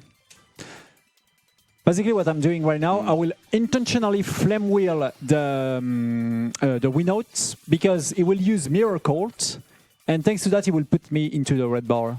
And that will be really useful after that when I will evolve. Yeah, Mirror Code is a counterpart move to counter, where counter returns the damage twice. If it's hit by a physical move. Mirror Code does the same if it's hit by a special move. Perfect. So now I just need to, yeah, I will just pass. I will pass the turn because I need the help of Espion to deal with this Pokemon. Yeah, Geodude, famously low special defense, so you throwing special attacks at it is pretty good, even if it's not super effective. And then your Mirror Code, because it did not take special damage, there's no special damage to return, so Mirror Code fails. That should be enough. With Flame Wheel, of course, because now I have Blaze also. Yeah, one is a Psychic type, so it resists. The Psychic is one of the types that resists itself. A thing that I have to be careful about is the number of experience that I get from Quilava after the purification, because this altar just here is the altar of purifications that we can use to to free the earth of all of the shadow Pokemon. Yeah, it is said to be linked to Celebi. And there we go. We saved the day once again. Yeah, so you get teleported back to this house. So we have to walk all the way back to the Relic Stone, as it's called. Yeah. The good thing is, even if there is a cutscene and a teleportation and so on, we didn't get healed there. And this is a good thing because I stay in low HP with Quilava. So yeah, you want to have Blades for the next fight. Oh yeah, especially for Mount Battle. But first of all, we have a tiny side quest to do by speaking to this guy to telling us the lore about Celebi and stuff like this. Yeah, Senalore. But I will also take my time to yeah, so it's said to revive the most pleasant, most enjoyable memories, and that is the final push that the Shadow Pokemon need to return to their old selves. Yes, but before that, I need. There we go. A little bit of shopping. I will sell Toxic. Yeah, 1,500 bucks right there. So yeah, we're gonna switch to Hyper Potions now for healing.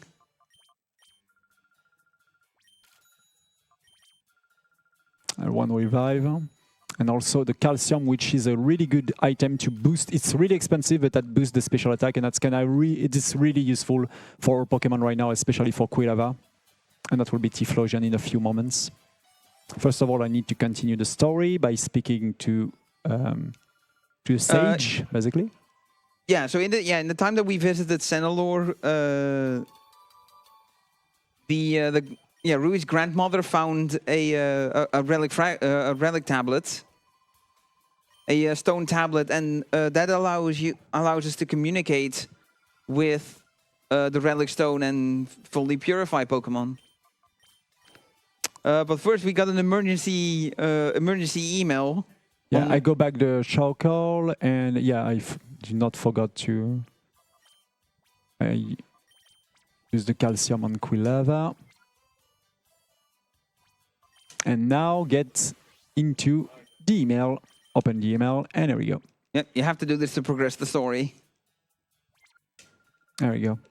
And thanks that we get the email, apparently there is an emergency on Mount Battle, which is a really great side quest to do also in this game, the battle of 100 fights in a row. It's kind of long and repetitive, but if you can do it in chunks, it can be fun.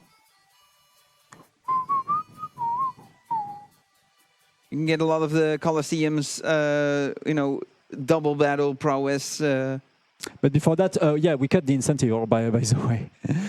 Let's, yeah, the incentive this is cut, this is the town where the name raider is, and yeah, we're gonna.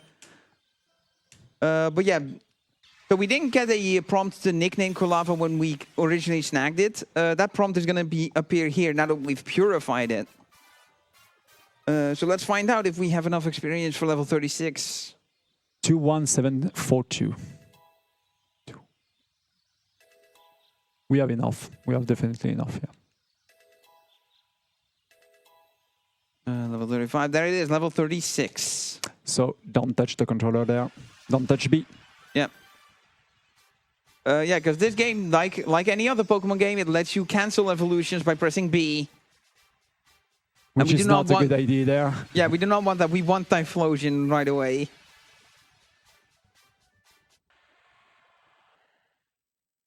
So what is the name for the incentive, by the way? Yeah, the final winner. Let me do one final refresh to make sure we have the correct name for that. And it looks like that will be Perdu with 70 euros raised. I will thank you all for your donation, but I will not thank Shigan. He's behind you. It's this, yeah. Yeah, and I lost the game. Thank you, Shigan. And first of all, I will switch the... oh, no, not this. Not this. I'm sorry. It's better to have Flame Wheel in the first. Because another thing that you cannot do with Shadow Pokemon is switch the attack. You cannot swap the moves around if you're... while they're a Shadow Pokemon. They have to be purified for that. And now that everything is in place, we just have to go to the Mon Battle and save the day once again. Can I make a restock once again? There we go. This is the easiest way to get there, to get rid of her. There we go. Yeah, or on like the ramp going down to the cave. That's also an easy one to do it, and then and then go around. Go around all of Agata Village, and then once you get unstuck and then come running randomly. I was thinking if I equip correctly the charcoal. Oh yeah, you did. First of all, I will go for a safety safe. You know what? Because we have time. There we go. Just in case. We never know. This is an old Wii, you know. Pretty old console, but pretty great. So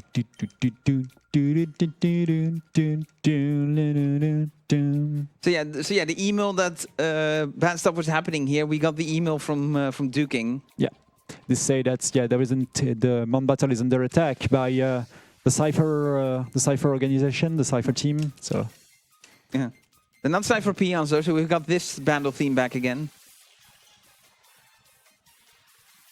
So return those 28. Yeah.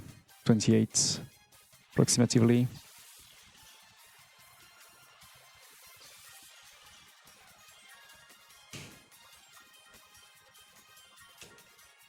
So I have to set up Typhlosions into Blaze now. So let's hope he will if he gets hits right now. So Blaze is at 30. I'm sorry. Yeah, it's at 38 if I'm right now. So I got to get down to 38 HP if possible. Sun attack is bad. That's really bad. Oh, it's for his peon. Yeah, that's the baddest things possible.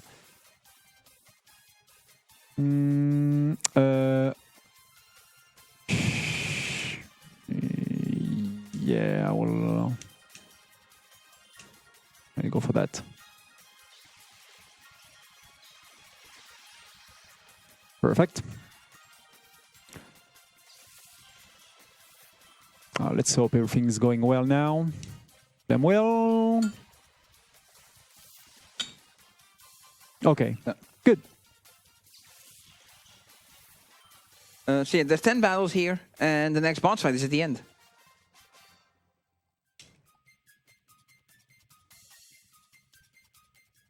So here comes Drovik. I am thinking a little bit here. This is why I'm a little bit quiet, because I have to find a way to put myself under 36 HP. I'm sorry, because especially the second half of all of this fight is during the second half of all of this fight. It's really important to be in Blaze.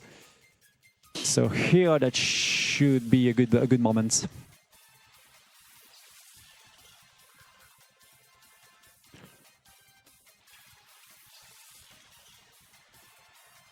So I will Flame Wheel Swindle them. Oh, no, there we go. Yeah.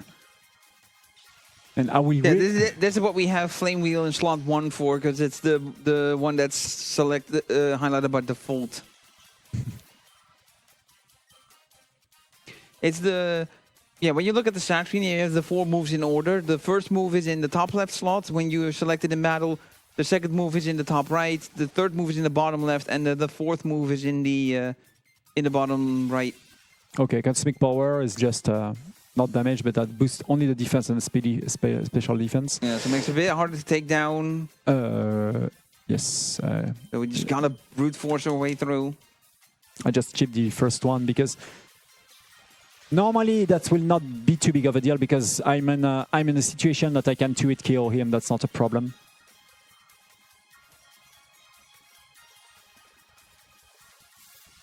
Yeah, it's pretty tanky, of course, now. Cosmic Power again. Oh, another okay. One. More defense stacking. I have to go for it right now. So let's hope Espion doesn't go for a crit.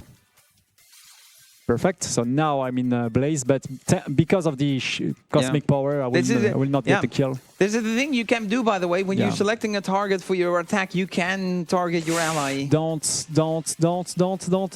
Thank you. Okay. That's fine. Yeah, Typhlosion would have likely been down if that confusion had gone for... I can verify, but I would not like to see. I have to do that because it's so important, so... How many was? No, I will not watch. You know what? But fortunately, everything is fine. That was a pretty bad RNG double Cosmic Power at the beginning of the fights. But now we are in Blaze, and we got Psybeam. Psybeam is of course really useful as you expect. Yeah. And there we go. So yeah. So Psybeam is more powerful than Confusion, and it also has a different effect. Confusion had the chance to confuse, but Psybeam instead has a chance to lower special defense. That's the case of Psychic. Psybeam also have the chance to confuse. Oh, yeah. Right. I'm messing. This is but confusing my Psychic moves. The thing is, the most important thing, it's way more powerful. This is definitely what we want. Yeah, Confusion has 50 base power, and Psybeam has 65. Yes, 65. So it's an increase of 15, and then there's also the same type attack bonus on top of that. Once against Geodude, it will be easy. Flame Wheel there, Psybeam there, and thanks to the Blaze, I will be able to one-hit kill the Sandshrew here.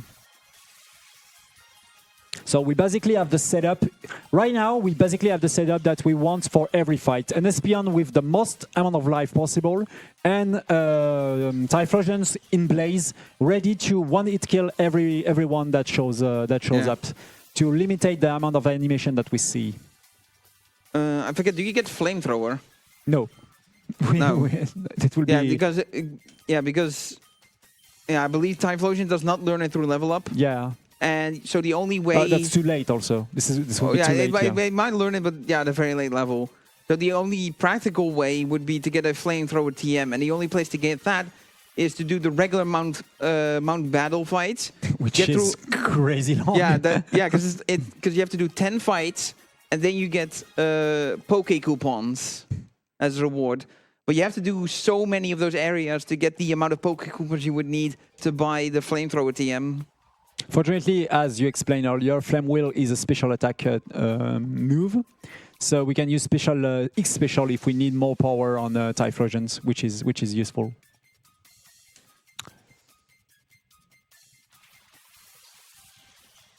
So we are in Blaze. That will be a range here against Baltoy. But fortunately, there is a huge amount of chance that Typhlosions win this.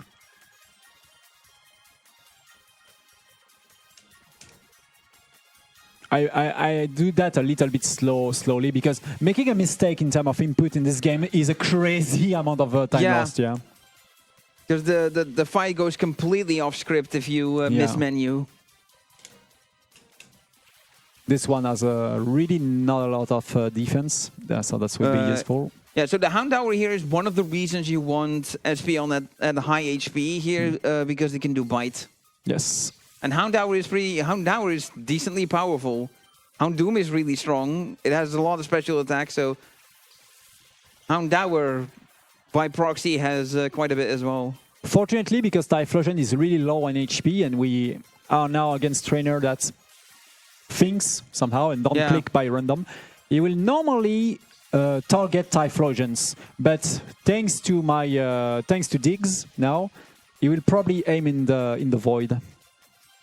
No, he aimed for Espions. I was not enough. Ember against Espion is fine. That's not going to do much. Yeah, because Espion has a great defense special. Yeah, no burn, and no Ember is a weak fire type move. I would just call, because I know that dig will be super effective and don't have a lot of defense. Bam. Yeah, if you don't need a move, call is the fastest you can get animation-wise. And Espion currently outspeeds Typhlosion, so if we selected a move on Espion, that move will come out first. So it would be shorter to call Espion instead. Exactly. We don't have to do it the other way around, because if Espion was the one getting the KO, if you then call Typhlosion, you still get the animation because call takes priority over move usage. Yeah. So you would call Typhlosion when you could also have just selected the move and let Espion finish it, and then Typhlosion move doesn't happen. If you're sure that Espion will finish the fight before that will be the turn of Typhlosion, yes. Tela can... Okay, this Lilip. Lilip is the worst possible because it will be a 5-turn fight. If I got Barbosh, I can go for shorter fights, but here... Yeah, that will be long because we will have to deal with the digs. Yeah, anyways. Bad RNG. Yes, I have to go there and there. Lilip, for such a long time, an enigma of a Pokemon when Generation 3 first came out. Because it was tricky to obtain, and you encountered it plenty of times before you can obtain it, and it was such a unique typing at the time that it was really hard to figure out that it was raw grass. Yeah, a really cool one. A really cool Pokemon. Like Lilip and Cradley. So here now my aim is to there. My aim is to avoid as much as possible the damage of the trench pinch, if I'm pronouncing correctly. Yeah, trapinch. Trapinch. And fortunately, they only use dig, so I can use dig in a desynchronized way to never get hit by them like this. There we go. Yeah, because now Typhlosion digs, and then Trapinch tries to use dig on Typhlosion, and that misses. While we get through the rest of this fight, shall we throw it over to the hosts? Yeah, sure, definitely. All right, thank you so much. As we can see, we are still less than 250 euros away from our bonus game incentive. So I would love to hear all y'all's favorite Pokemon in our donation. So I propose to start a donation train right now at the 150 mark. So about 4 minutes away. I'm a big Gen 3 fan, so I'm absolutely loving this run. I have a Torchic on my arm tattooed, so I'm a pretty big fan of this. So I would love to hear yours. If we meet the bonus game, I'll reveal mine. Now that is an offer we cannot possibly refuse, right? And we get level ups. I will have other Pokemon to run during this marathon. I can give you mine perhaps later. There will be Pokemon Fire Red, Pokemon Earth Gold Silver also. So that will be cool. Fight number, let me see. Yeah, number 6. Nords. Yeah. So there is a spin there that can do random stuff, but let's hope that normally everything will be fine because he's out of Psy Beam range. I like the design of the Street Performer trainer class. Spinda. So Spinda's unique gimmick is the the pattern of the spots on it. You can see it on the model, that the model has a different pattern of spots on its body than the portraits. Yeah, this is on the UI. And it changed because of the IV, and there's so many different spin there. Yeah, I don't even remember the number. Not going too much into detail, but there's this part of the programming called the personality value, and that affects what pattern Spinder has. The amount of unique patterns for a Spinder, it runs in the literal millions. There's probably someone out there that has tried to get every pattern. This is impossible. This is basically impossible. This is a really bizarre side quest, yeah. I see perdu so many times. I'm so cursed. You're hurting inside. I can see you hurting inside. Yeah. So, Sunslash or Vibrava for the next one? I really prefer possibly Sunslash. That can be a 1 ton shorter. But if it's Vibrava, too bad. We will probably have to spend 1 extra turn during the next fight. So yeah, this is really unique to Colosseum. That the entire strategy of each fight change, considering the beginning of the fight that can be has been randomized. And that's Vibrava, unfortunate. Yeah, I want to bring up again the pacing of the game. Like, it took us about 1.5 hours to get the Mirror B and beat him, but like, once we get through these fights, probably around the 2-hour mark, we'll be facing the next boss. Already. This is normal once again that I flame wheel the Governor because I aim for Sunslash that's just behind. And I believe the sequence from the next boss to the one after is even shorter, I believe. Yeah, even shorter. We have a time for a donation also. All right, amazing. We have 40 euros from Jerry, who says, best of luck to all the runners. And they put their money towards saving the animals later in this marathon. Thank you. So once again, I will...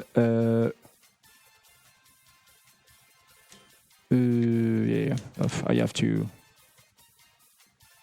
I prefer to miss there. I should have, anyways. I can have call, but anyways. All right. So yeah, this is the working around dig, making the enemies using dig so the enemy's dig misses. I was losing my lines a little bit because I have to be careful about a lot of things here. So Kisan. A mime bite, you know what? Oh yeah, bite does a crazy amount of damage, does a good amount of damage there. So you have to, you have to be careful. I will play like, for example, Typhlosion can be hit by bites here. So I will dig turn 1 even if it's slower. Fortunately, this one doesn't. If it's coughing or the skull, that doesn't change anything. This is the skull. So I have only 7 chance on 16 to 1-hit kill this guy, but that should be fine, honestly. Once again, the strat is to dig there and Psybeam there. So this Psybeam has, less than 50% chance to kill. Let's see. Yeah, so... No, I didn't get it. Anyways. Yeah, the main reason we only use 2 Pokemon in this run is it's for experience. Is to pour all of the experience into the 2 main Pokemon that we use to keep them nicely leveled for all the fights. This is kind of bad because I get Torment and I cannot. Oh shit! I cannot use Psybeam.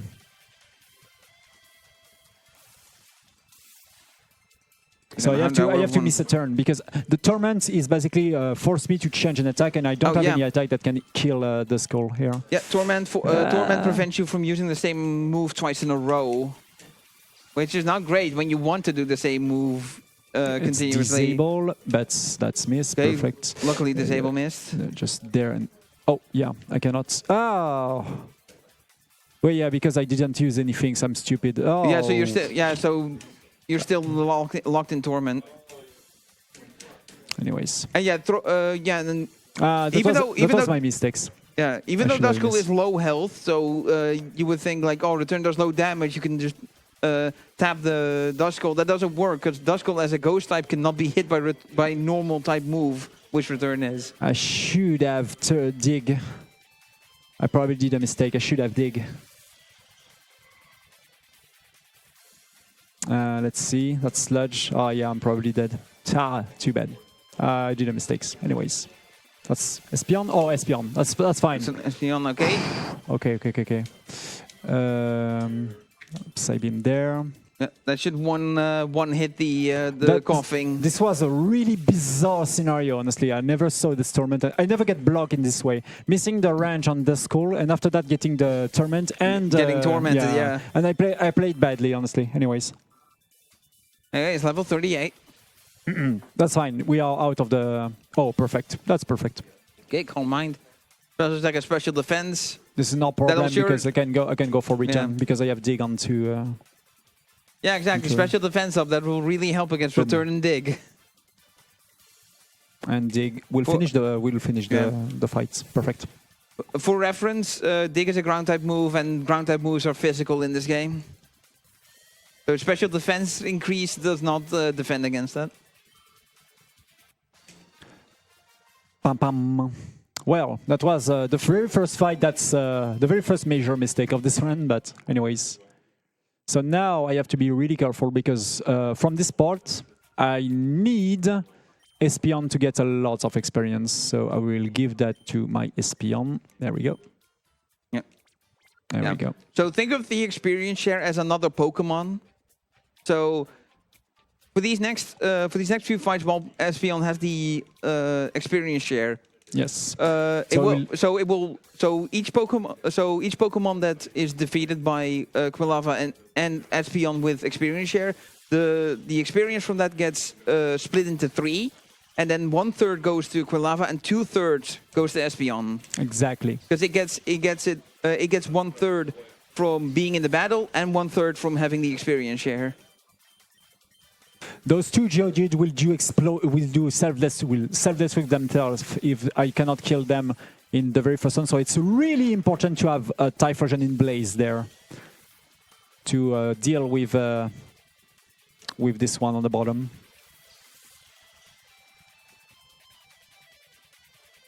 Yep.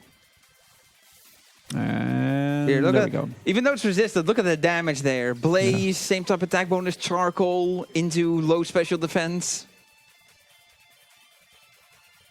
I will go for Helping Hands to save some power points. Yeah. Helping Hand, we saw some opponents use it before, and it was beneficial because they weren't doing an attacking move instead. So Helping Hand increases the other Pokemon's move strength by 50%.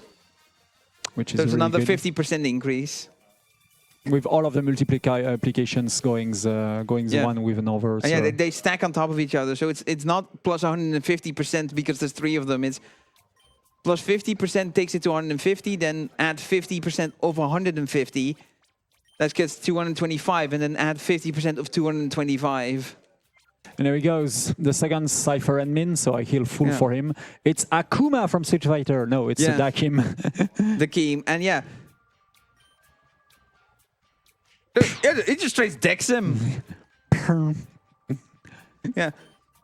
It's the joke people like making about both Pokemon and Yu-Gi-Oh, right? That like all disputes are settled by Pokemon battles or card games. But yeah, here the dude is just like, yeah, no, I'm just gonna punch you. But then he does battle us. And there he goes.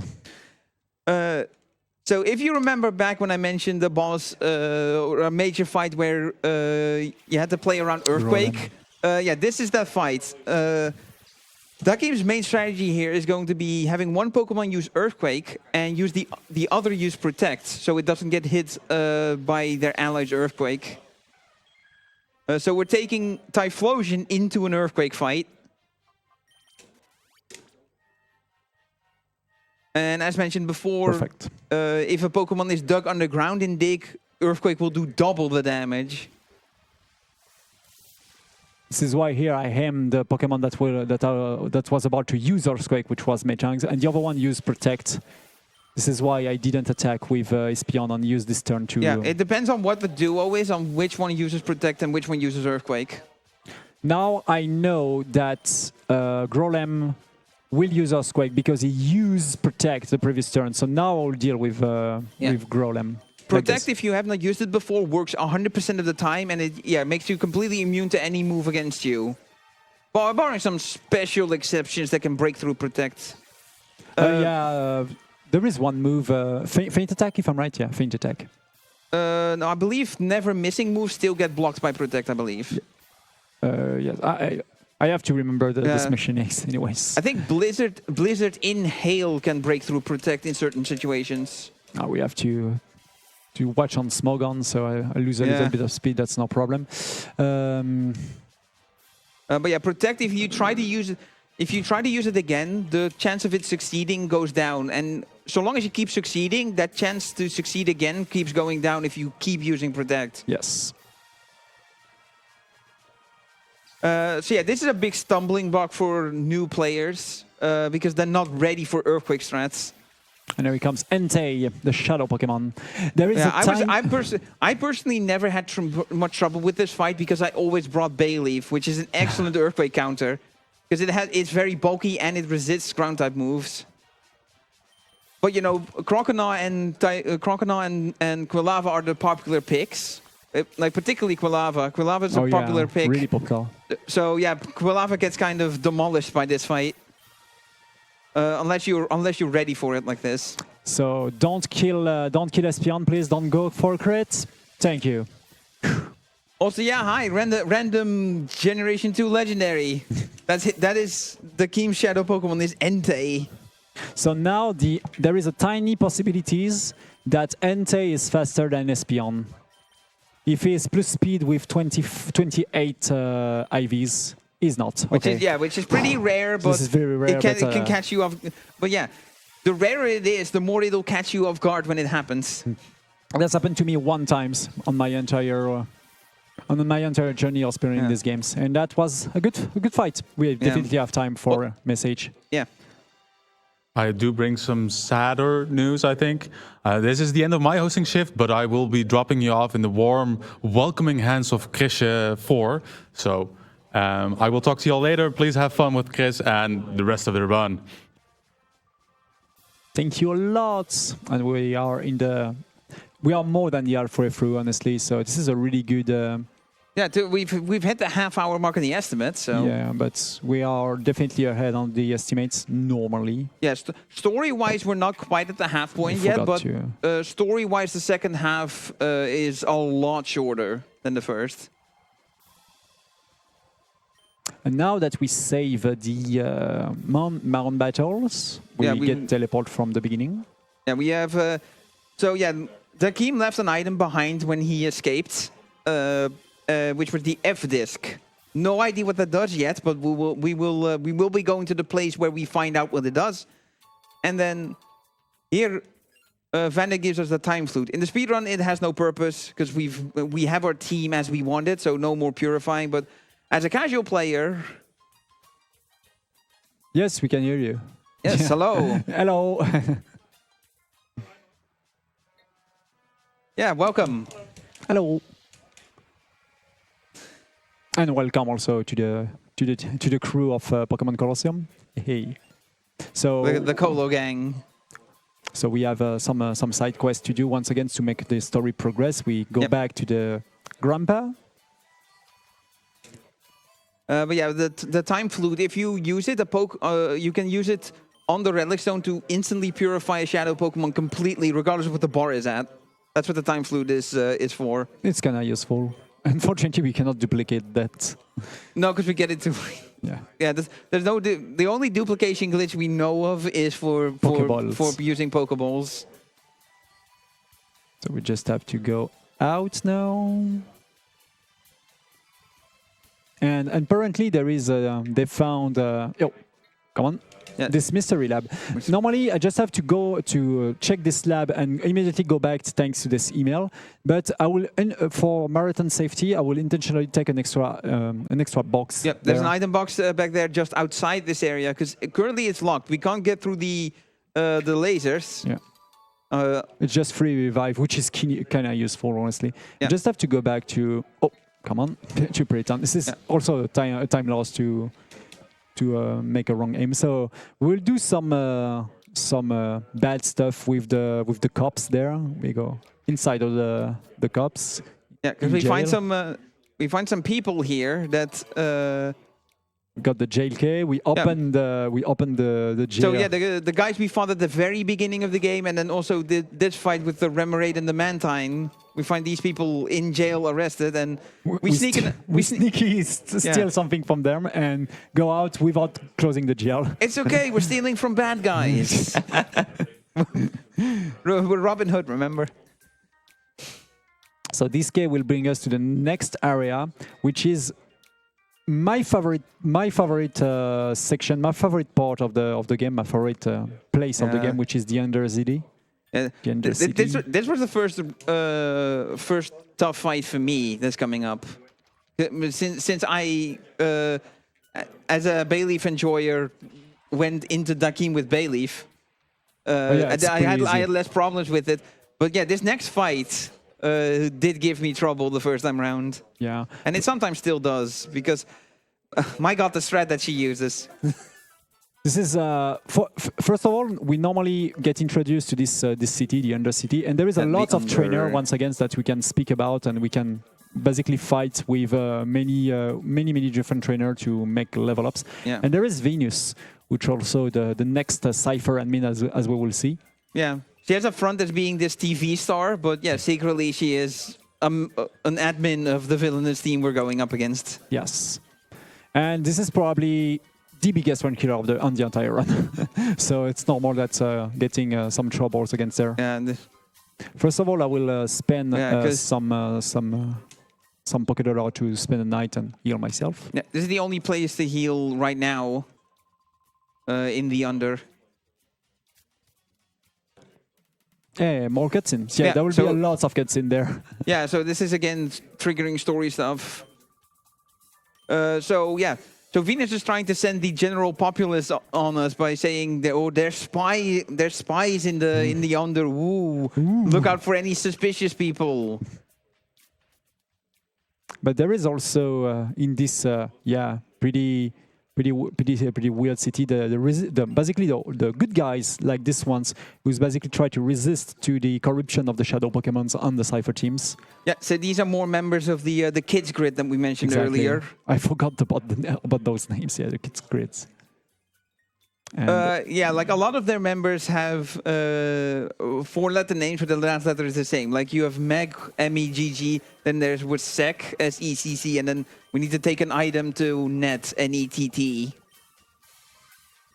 And we go against Narscore with those two guys, Venus and Ein, apparently. A guy named Ein. You know, for me, I was a huge fan about anime, like, for example, Code Geass. Having this character design of everyone is 2 meter tall, you know?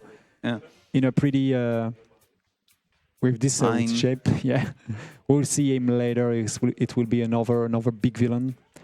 But before that, we just have to go back. Just a safety save, just in case, you know. Because it's been a while that we didn't do a save. And, you know, sort of the fight coming up. Yeah, because this fight is, as I said, is really dangerous. It's not as much difficult as a fight there where not much needs to happen for the fight to go wrong. Especially because of one attack that we will learn pretty soon, and also because normally we should get a lot of experience to fight all of the trainer there, but we will fight absolutely no one and go straight into the boss, which is now a big gap in terms of level. Yeah, there's a bunch of trainers you can fight leading up to the next boss fight, but they are all optional, so you can skip them all and go from Dakim straight to the next fight with Venus. She's the final boss. This is the thing that happened. This is Colo doing Colo things. Is Rui blocking you when you're trying to double back. Yeah. Oh, apparently also, we got the spy. Yeah, the people have got the spy. Oh, who's the spy? Remember, it's remember. Yeah, just Silva just constantly gets his butt kicked again. Poor guy. Oh, this music. Yeah. Telling him to lie still, but look at him being defiant and all, just remaining standing. Hello, Silver. And then, yeah, when we walk here, notices us. There we go. And then we get the R disc. But before that, I have to shop many things. I already sold Toxic, so I just have to buy... Yeah. So currently we have 2 discs. We have the F disc and the R disc. Oh, I'm sorry. Yeah, I do not have to do these mistakes again, because once again I was close to do a big mistake. Anyways, no mistakes. TM10. So TM10 is hidden power. Yes, and the Espion that we RNG manipulate as hidden power grass. We will see how useful it is for later. First of all, I just have to learn hidden power to my tiny Espion. Yeah. Yeah, and we're going to override reflect. And now protect. Yeah, that's kind of weird to learn protect for a speedrun, but be sure that will be really useful. Yeah, protect for a speedrun and protect on sweepers. Yeah. I mean, protect on sweepers is a thing, right? It can be a thing, yeah. Like like you can see a sweeper with protect to cover for some counter threats. And now the attack that can troll a lot during this run, Fire Blast. But reminiscent of Pokemon Stadium spamming Thunder, here we have Fire Blast instead. So Fire Blast is one of maybe the strongest fire move in this generation. Besides maybe Overheat is stronger, I think. Yes, but the thing is now Fire Blast is double the damage of Flame Wheel. Basically, it's 120, if I'm right. So yeah, it's definitely needed for getting one hit kill against many of the opponents that we'll see right now. Yep. It's the next fight. Before speaking to Venus, let's get 3 rare candies here that can be really useful. And there we go. This is probably the biggest run killer of the run, Venus. So let's see which... I really don't want to see Bennett at first. This is the worst case scenario. If it can be... Yeah. Oh, shit. Bennett. Oh, no. So... Well, this is bad, but we can handle that. So in this game specifically, Espeon and Umbreon are always male. They are gender locked to be male. And the reason for that is this fight right here. All the female gender Pokemon that Venus has have the move Attract. So if you're intent on using Espeon and Umbreon, you're going to have to deal with Attract. I need this Fire Blast to hit. And what Attract does is, if it hits, it makes the Pokemon fall in love. It makes the target fall in love with the user, which is gives it a 50% chance for the movie users to fail and not do anything. Yeah, this Fire Blast was really important. The very first one here was really important. Yep, we've got Fire Blast. There's a lot of dice rolling from here. All right, now we have Steelix. Now this is the over problem. Yeah, Delcatty will get the Attract off this time. Yeah, so now I cannot attack with Espion, but that's fine. Because every time you try to... so because now Dectali... Also, did you mean to use it on Espion? Yeah, yes, okay. I will, because I cannot attack with Espion for the moment. And because Dectali was low on health, Steelix will not use Earthquake normally. If I did the things correctly. He will use Taunt or Rock Slide. Yeah, the effects of Attract, they stick around for as long as the Pokemon that caused Attract remains on the field. So now Delcatty's gone, Espeon is no longer in love.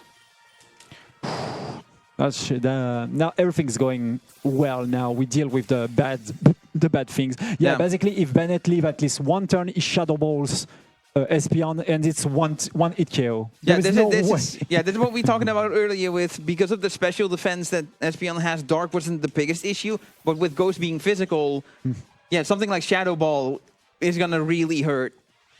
And yeah, So the team had Entei before, so yeah, here's the theme going with these higher ranked admins above Mirror B. It's like we have Venus here who has a Shadow Suicune with powerful water type moves that can hit Typhlosion. So yeah, let's protect against that. I just have to Eden Power Grass, and normally that will be deal in 2 turn. RNG minute to have the highest base power Hidden Power can have at 70. Yes. And yeah, Surf, this was guaranteed to happen. Because it aimed for it's a boss fight, so there's a dedicated strategy going on. That was a really good Venus. Even if we got the worst scenario, just because we hit Fire Blast at the moment. It must have been if you got through this tough scenario this smoothly. Yeah, because Steelix reacts correctly, and because we handled that. That's kind of weird because I had to put 1 special on Deflations and 1 special also on Espions. There is because I got this scenario on the use of many other X item before. There is a probability that I was a little bit short on X item right now, because this is the problem, that the way that I did the things right now. But anyways. So yeah, now we're not done with Venus. We need more things to continue taking down Cypher. So we're giving chase here. So we have to go to the right because I cannot take the elevator. Because if you try to chase after her in the same entrance, this happens. She gets to the elevator and the elevator goes all the way down, and it stays down, so you can't take it. The thing is also, because that was a big boss fight, we get a free heal. So yeah, so we're full health going into this gauntlet of fights going down the stairs. And it will be nearly the same things that happens before Mirror B. I have a bunch of fighters to do. So it's Rumish and Jigglypuff. So we went. So yeah, we got the Dakeem from Mirror B pretty quickly. We got from Dakeem to Venus very quickly. But yeah, now the things are gonna slow down a bit more, and it's gonna be a good while before we face our next next Cypher admin. Honestly, we passed now. The big Grand Killer remains is at the final gauntlet of the games, basically. Now things normally going pretty smoothly, and I have a lot of revives, so I just have to be sure that I just have to hope the Fire Blast will hit. Yep, here's the next Shadow Pokemon, Gligar. See, another example of a Gen 2 Pokemon that got an evolution in Generation 4 that we now don't have access to. There are no Gliscor here. So we definitely have time for message. All right. Hello, everyone. So this is Christian4 signing in for the hosting shift for the last half of this game. And I wanted to remind you that we are raising money for Mind, which is a nationwide organization committed to prevent mental health issues. And Mind strives to provide support to individuals and families facing mental health issues. All of your donations will go to Mind. So yeah, please donate, and donate for that wonderful Pepsi Man run coming up. We need a little bit more. We need about 200 euros more. So please donate for Pepsi Man and for Mind, of course. Thank you for all of the donations. I know there was a lot for renaming Typhlosion, so thank you for that. There is still the incentive also to Pepsi Man. You definitely want to see that. This is such a meme that will, in my opinion, that will live as long as the speedrunning community lives. Yeah. It's like I said earlier, if you haven't seen it before, you want to see it. If you have seen it before, you want to see it again. It's a wonderful meme, and yeah, the donations, they're going many places. There's the bonus game, they're going to Mine. There's incentives you can put your money towards. So the next stop, which is really important, is Psychic, the attack, basically the best Psychic attack. It's beyond more or less. There's other Psychic type moves out there with a higher base power, like Future Sight, but yeah, Psychic is the bread and butter Psychic type attacking move. Yeah, and Espion learned that at level 47. So basically, because I have free rare candy that I get from Venus, at the moment when I hit 44, we have to rare candy immediately. And there is the experience share still doing stuff for us. Yeah, another reason we have the experience share is to get to level 44 as quickly as possible. So incoming's a pretty dangerous shadow type Pokemon. It's Stuntler. He has Stomp? takedown. Oh, takedown, yeah. That can do a really good amount of damage on this peon. So let's. Yeah, when opponents are using shadow Pokemon against you, they have all 4 of their moves available. As I'm sure you've seen throughout when the shadow Pokemon were attacking us.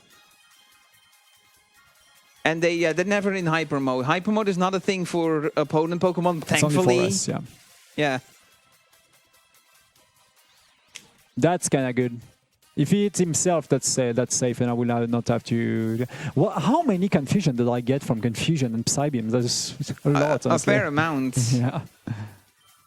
Does he hit in himself? the long run, it could be 1 in 10, but that's good. That's really good. Yeah. I can even return. So yeah, that was a really good fight. It gets some good. Yeah, it gets some nice chip damage. But more importantly, shorter animations. Yeah. It's just the animation of the. Oh no, Psycup, of course not. Oh. Yeah. Oh. Yeah, you say. I forgot about level 4 chip. Psycup is not useful at all. Yeah. Yeah, it increases your attack, and I think something else. I don't even remember what the attack does do. I spend too much time off speedrunning and not enough time on Pokemon Champions, you know. There you go, next one.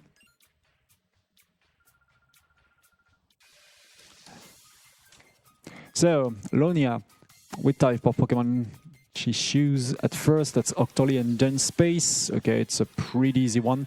Fortunately, we have Eden Power. Once again, it's Eden Power Grass, so that can be useful. But that's still a range there. Octoly can live if we have a it's bad a very energy. nice it's a very nice way to deal with water, ground, and rock types. And no, missed the range. Anyways,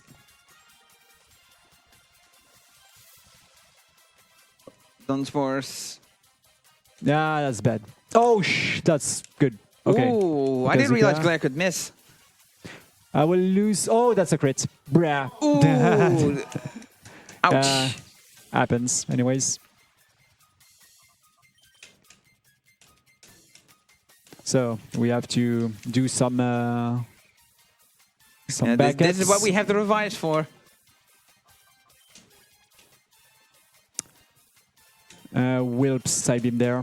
I don't want this one to leave. Yeah, this is what can happen. I literally missed the range and I got crit immediately after that. This is what can happen in this fight. Typhlosion will lose a little bit of experience because of that. And we lose a little bit of time because... so I hope... Dunsparce attacks the Plusle. Yeah.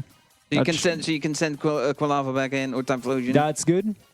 Aim the good one. on... Yes, die. Yeah, that'll KO. You. That's good because now I can go back with without time lost on the perdu. Yeah, I definitely lost here because of this critical. Fortunately, I can. I have to Fire Blast there to ensure that will be a one-turn kill. Yeah, too bad. That kind of happens. As you said, this is a long run, so critical will happen definitely. That's not the worst at the worst moments, honestly. It's not about not making. It's about not playing to not make things go wrong. It's to adapt when things do go wrong. Yeah. Yes. Perfect. So. Also, nicely Fire Blast hits. Shadow Piloswine. So now I pretty unique typing. Ice Ground. Yeah. And now I do not need. I do not need to use Fire Blast because I can Psybeam into Flame Wheel. Yeah.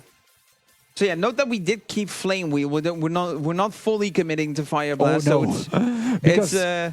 So we keep Flame Wheel around in case Flame Wheel is enough and we don't need the extra damage from Fire Blast. Another thing that's really important to keep that in mind is Fire Blast only have 5 power points. So that we can be out of Fire Blast in a very short amount of time. And we don't have PP restoring items on us. We have the Ether that we got, earlier. And there is also Elixir a little bit later, but yeah, that's... it's not much. So the only real reliable way of getting PP back is places where you get full healed or centers. And that's mean you will lose the blaze if you're doing that. Yeah. So yeah, that's not a solution. So Nil, that's Seviperon. Oh, okay. As you may expect, this second Pokemon. Oh, I get. Anyways, happens. Oh yeah. I mean that's fine. I just have to. Oh, I don't remember. I lose my. You could do HP Grass on Corsola. Yeah, I will do that. For instance, my PC just blue screen. I don't know why. So I don't have my notes. Anyways, I will recover that soon. There we go. Leave me a moment. Why did that happen? Anyways. There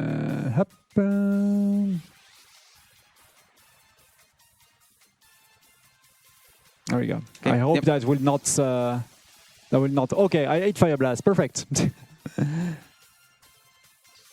Yeah. What did happen? Anyways. Okay. I'm sorry. Let's go back to the. Whoops. Yes. So I have to go for. No. All right. It's for. Hey, look! It's another Gen 2 Pokemon that got an evolution in Gen 4. Now we got Sneasel. Oh, did I do a mistake? Yeah, I did a mistake. I'm sorry. You must have used Psybeam accidentally. Yeah. I reversed the things. That's fine. Sneasel is Dark Ice type, so it will not take damage from Psychic type moves. There we go. Oh, I hit so many. Anyways, I did a big mistakes, but now that's fine. Yeah, bit. I go for that. And that should be fine. Yep. Shadow Rush. That's fine. No problem. I will get a free heal after that. But yeah, that Shadow Rush still did a lot of damage. Sneasel has a lot of attack. So Shadow Rush will still hurt. I was so afraid about it because of that. Yeah. Anyway, we got a free heal and we go through. And that's it. Yeah. So we go into the station. Bam. So Venus apparently tried to escape, but we just have to go back. Realize she's not there. Go back. And no, she escaped. So basically, there is a lot of RPG stuff to do there. So it's the perfect timing. I mean, for donations, because we just get the magnet key, the subway key here, and we have to do some subway thingies. So. All right, thank you. We've got a €50 donation from Snowen, and they're saying it's BSG time. Let's go!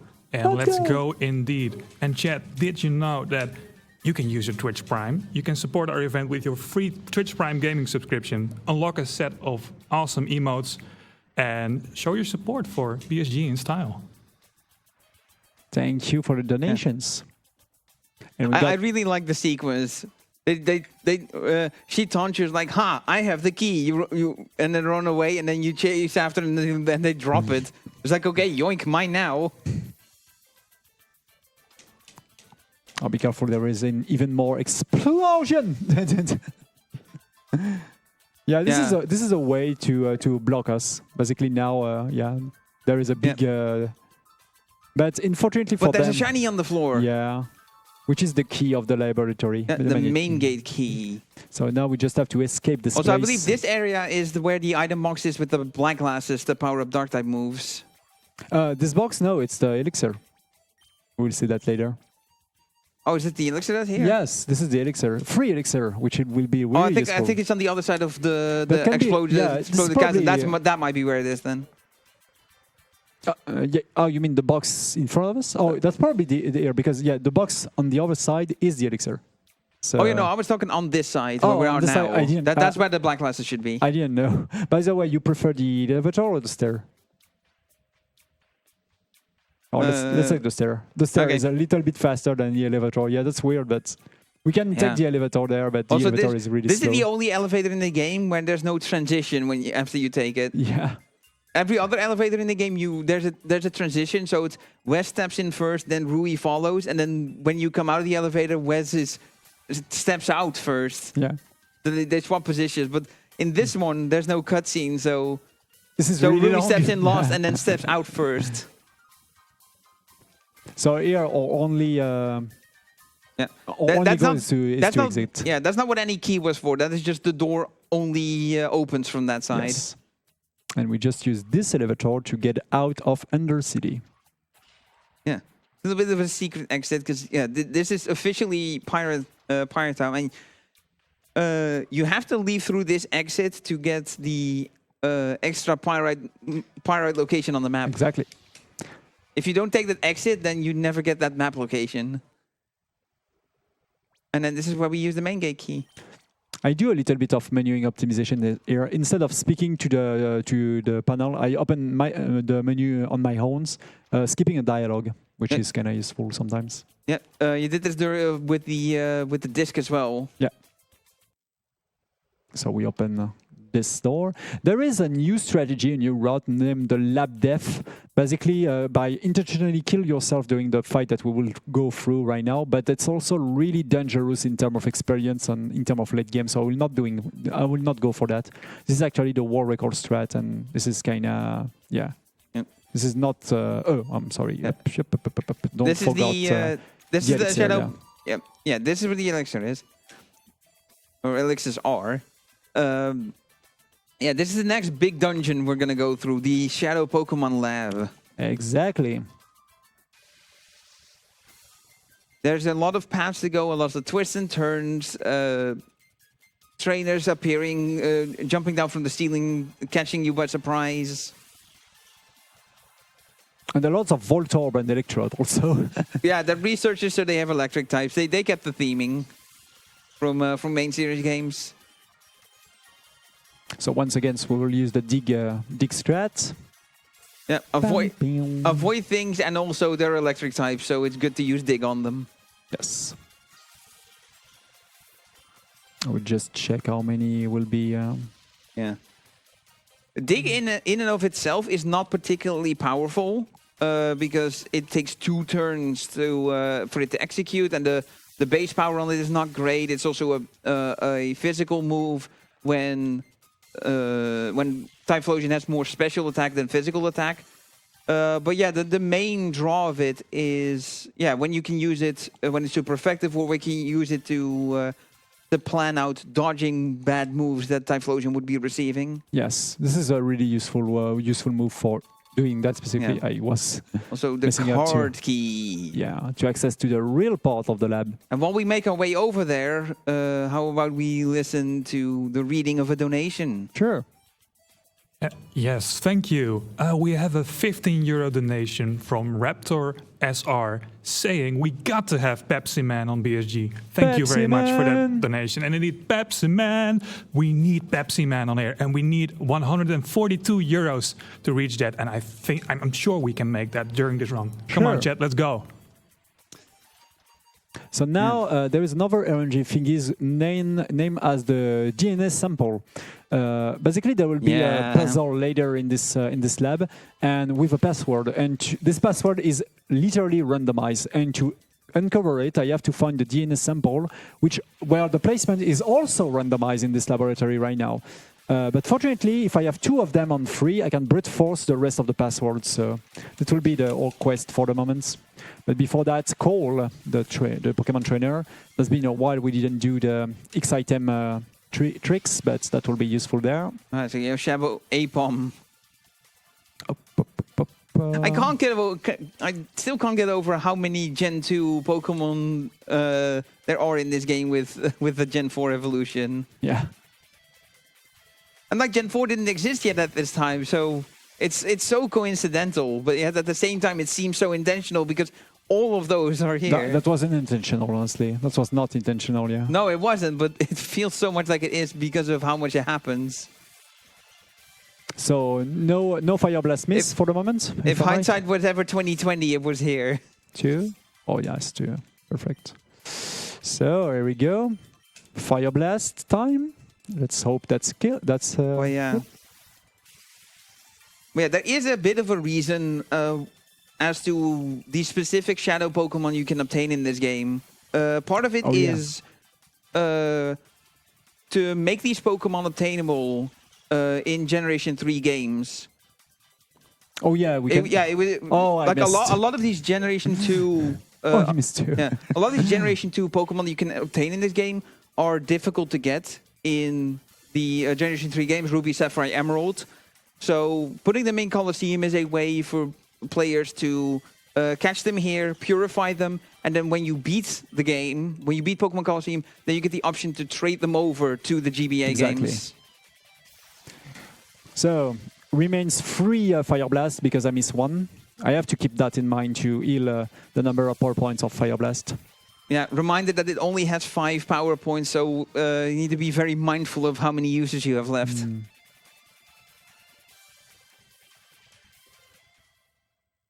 And we are level 44. Ooh, piece of candy. Yeah. I have to be really piece careful of candy. To don't use that on... Ooh, piece of candy. There we go. And there it is, Psychic. Of course, we will learn Psychic. Yeah, Psychic over Psybeam. No reason to have the two of them, honestly. I will use Psychic if I need to.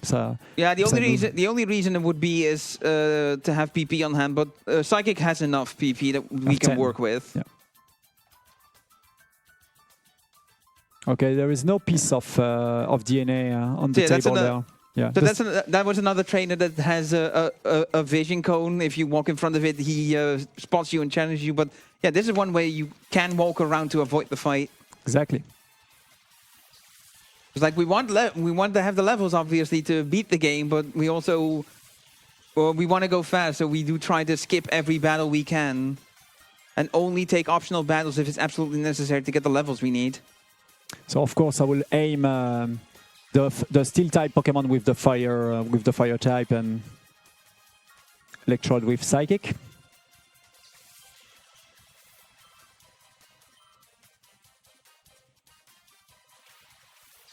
So Magnemite and Magneton. Flame Wheel.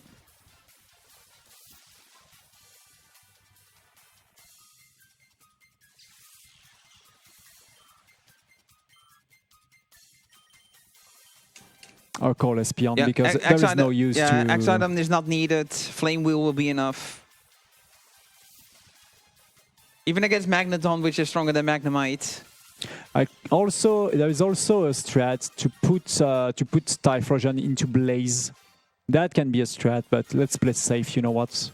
Because if I crit, it's literally bad. So let's do the things in a safe way.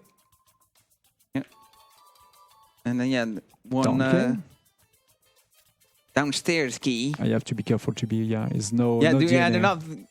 Yeah, it's very easy to forget that you did not fight that guy yet and then walk into his vision range anyway.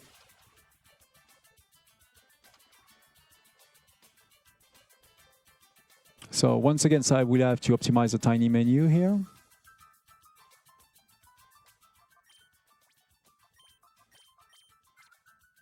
We're done with pouring experience into Espeon, so... Were you meant to not put the Twisted Spoon back on yet? Yes, because if I would like to hit Typhlosion myself, it's preferable to don't have extra damage from the Twisted Spoon. Okay. Yeah. Because you want to use Psychic to damage it. If I have a good spot, I will keep the ID, you know, to play it in a fast pace. That can be a possibility. I'm sorry. That's I lose my. There we go. There we go. There is a grass type behind this Pokemon there.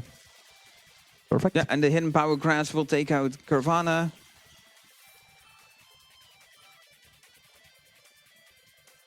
There he comes. And yeah, Hidden Power is a special move that does not make contact, so Rough Skin doesn't activate either. Which is kind of convenient because that's win times.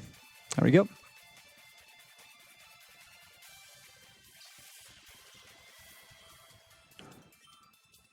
And Murkrow. See, it happened again. Murkrow. Yes. But yeah, we have Murkrow, but no Honchkrow. While we wrap up this fight, hosts, go ahead. Thank you. We have a donation from Paul saying, "Hoi Chrisje4, have fun at the event. It's so fun to hear your host." Smiley. Paul. Well, thanks, Paul. Thank you for your donation and for your support. Back to you guys. Thank you. And return Hundo to one-hit kill him. And there we go. I will return and... yeah, dark type move, so can't use Psychic on it. Yes. I prefer to heal its and then yeah, Murkrow, dark type as well. Oh, it flies up. Anyways. Oof. And we're going to be faster, so... We just have to protect, so that's a little... protect. That's a little bit time loss, yeah, but I would like to play safe. Yeah. So. It's not to prevent the damage, it's just animations. You just get the protect screen and move on. And return. There we go. Because I cannot hit him because of fly, yeah. So there we go.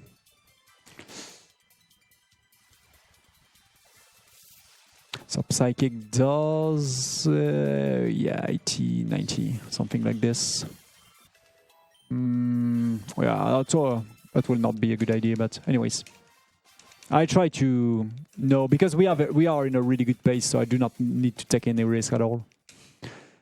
So, next fight. Oh, there is a DNA sample there. There we go. Yeah. So I forget, does the place you find it a hint to what Pokemon it is? Yeah, this would be... no, this is not that. I have to describe them later with a machine. Okay, so you are going to use the machine to figure out who they are, yeah. But I will only do that for 2 of them, because I can brute force the last one. This is Pipitar and Fortress. Right. Fortress lead is really good. So yeah, this... coming up here we have a pretty popular choice for Colosseum players for the tank they want on their team. Yeah. Fortress. It's a really good Pokemon also. Yeah. But for the moment, so we just want to kill him. It has a very high defense stat. It has pretty good HP as well, I believe. And it has a very solid typing with Bug Steel. Fire is the only problem it has. Everything else it's very good into.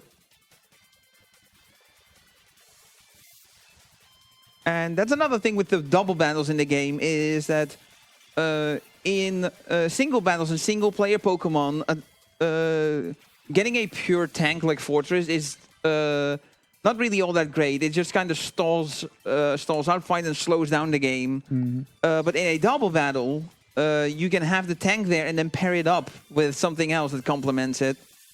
Double battle is really interesting in terms of, PvP, in terms of in the VGC is really popular. There's a reason why, ever since it's been introduced, competitive Pokemon has always been double battles. Exactly, which is a really good thing in my opinion. It's really interesting how much more there is to Pokemon battling by just adding one Pokemon to the fight, yeah. To the fight, in terms of speed, in terms of complexity. It's so much more than just it's so much more than just you have 2 1v1s now. It's just all the interactions, abilities, moves. Lissar. Yeah, Generation 3 being the generation that had both abilities and double battles. So I have to Fire Blast this Rhyhorn. Bam, bam. And then Shadow Ariados. Yeah. I find Ariados to be a little underrated.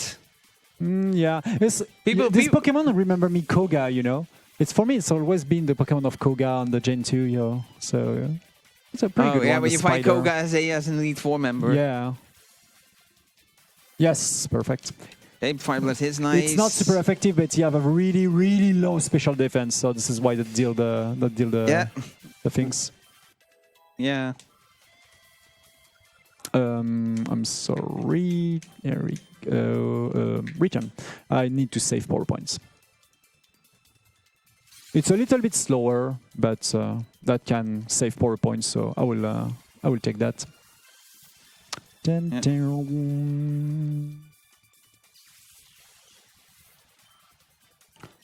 I still have enough Fire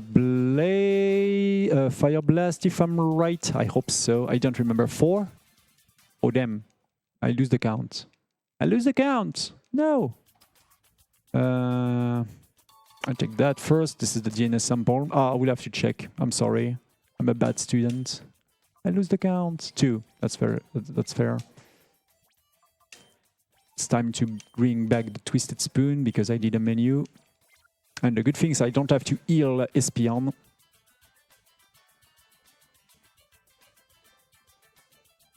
And there we go. It's Tunny. And it will be Grumble and Linom. Okay.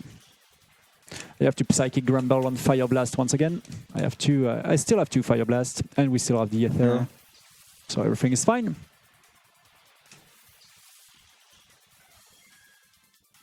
Bam, bam, bam. I use the Sharingan to seed. She's part of the... Oh no, she's part of a Yuga clan, I guess. Yuri.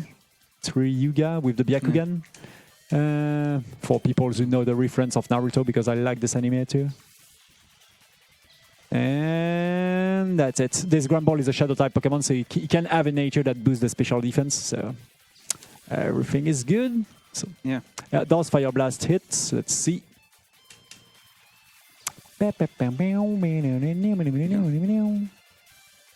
Nope. Ooh. Anyways, remains 1 Fire Blast. Yeah, Odor Sleuth is fine. So there and there. Let's hope. Second try. Remember, Fire Blast have 85% chance of to hit. So of course, missing, lose a lot of times. Let's hope that will not be the case once again. And let's go. Zbra. Kablamo.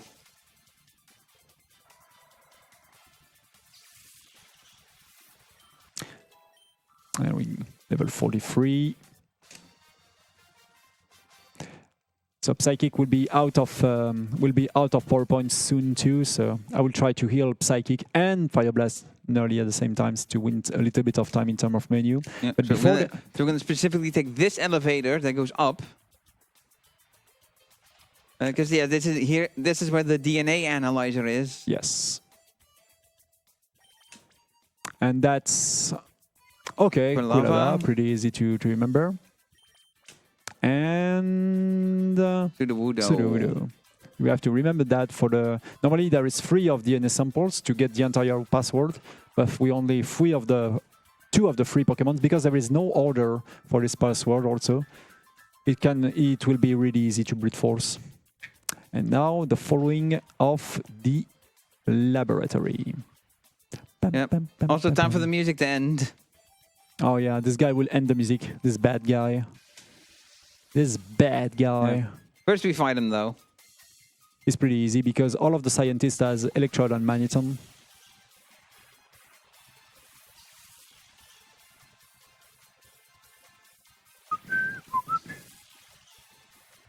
Once again, of course, we'll use Fire type against Magneton, like this, and Psychic on Electrode. Yeah, this kitty cat does... Yeah, I believe we have to do Flame Wheel anyway, because I believe Fire Blast is out of PP at the moment. Yes, but so, that's not too big of a deal because here Fire Wheel will be enough. And yeah, another electric types, Ampharos. Which, if we go all the way back to Pyrite Town, there was this area with circles on the floor. It's called circles on the floor, yet it's called the dual square. Yes. There's a bunch of trainers there that each have a shadow Pokemon, but you know, nothing that we wanted, so we skipped all those fights. But one of them has a shadow Mareep. Oh yeah. No, shadow Fluffy. Mareep is XD. It's a shadow Fluffy where you can catch. So if you want Ampharos in your team, that's where you get it. Which is a kind of cool Pokemon in my opinion. I like this electric type. It's unfortunately is really slow. So for speedruns, That's Yeah, it's bad. a pretty atypical electric types. Electric types are typically very fast, and then Ampharos is pretty slow. I forgot something important. Oh, I think I know. Yeah, I forgot the ether.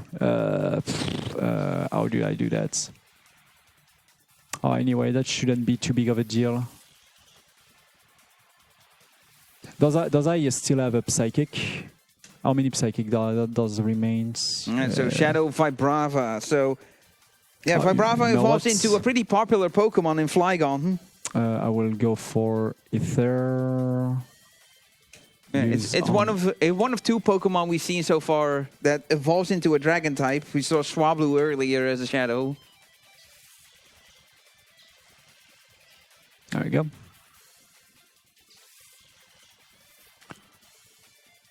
No, that's fine. I will not use Fire Blast. Tiny mistakes, but that's not too big of a deal. Psybeam. Oh no, that's a crit. Oh, that's fine. I have to. Not quite Blaze range. Leave me a second. Yeah. Let's do that. Normally, that will be fine. Yeah, let's get Leon's ability triggering color change. It changes its typing to the move it just got hit by. Does he put me on Blaze? If it's the case, I can deal with him.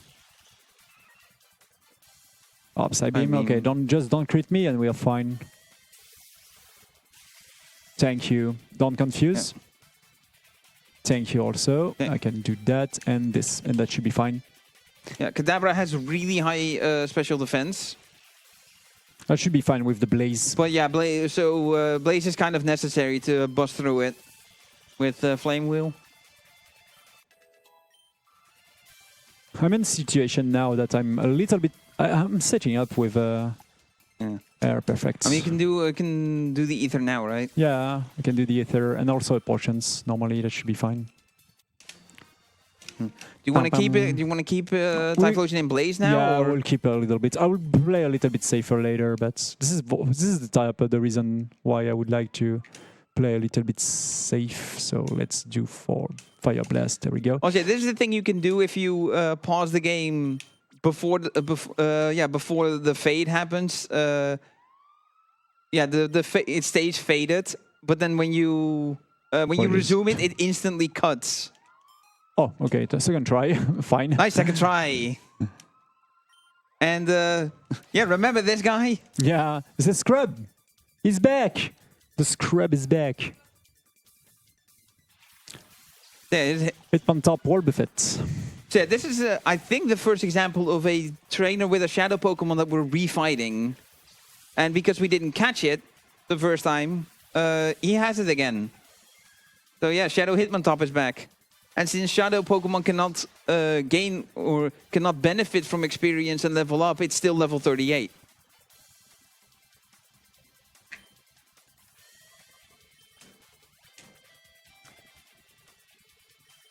That's totally normal that I use the X special on Typhlosion because I need to one-hit kill this Warbufet because once again he's really tanky and he can literally kill me back if I don't score the kill because he will use Mirror or Court. So. Yep, and yeah, Wobbuffet is this is the whole purpose with Wobbuffet. It's either you do Destiny Bond with it or it does Mirror Coat / counter, and it has a lot of HP to survive the damage and then deal it back.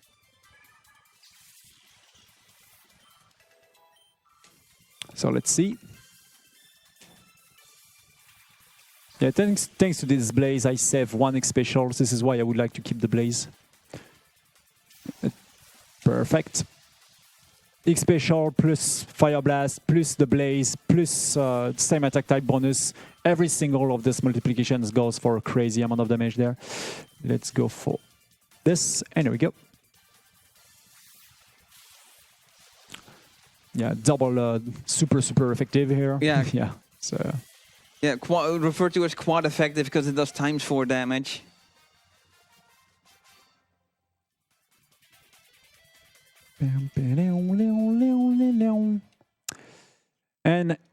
we go for AEtienne. And yeah, we've made it through the entire Shadow Pokemon Lab. We're here. We've arrived at the next boss fight, Cypher admin AEtienne. Now this is... now we're going to see a strategy, a boss strategy that we've seen before, but it's used much more effectively. AEtienne has a team that benefits from rain, just like Mirror B, but his strategy, his rain strategy is much better constructed than the Mirror B's. Because yeah, Swift Swim, Ludicolo, and Rain Dish aren't really all that dangerous. However, he has a bunch of stronger Pokemon. With Huntail. Huntail can be really dangerous once it gets to go first with Swift Swim. Did I messed up? Oh, I'm stupid. Yeah, I'm stupid. Anyways. Everything should be protect fine. the Hydro Pump and then protect against Surf as well. So yeah, this is baiting out the damaging water type moves so they don't do Rain Dance.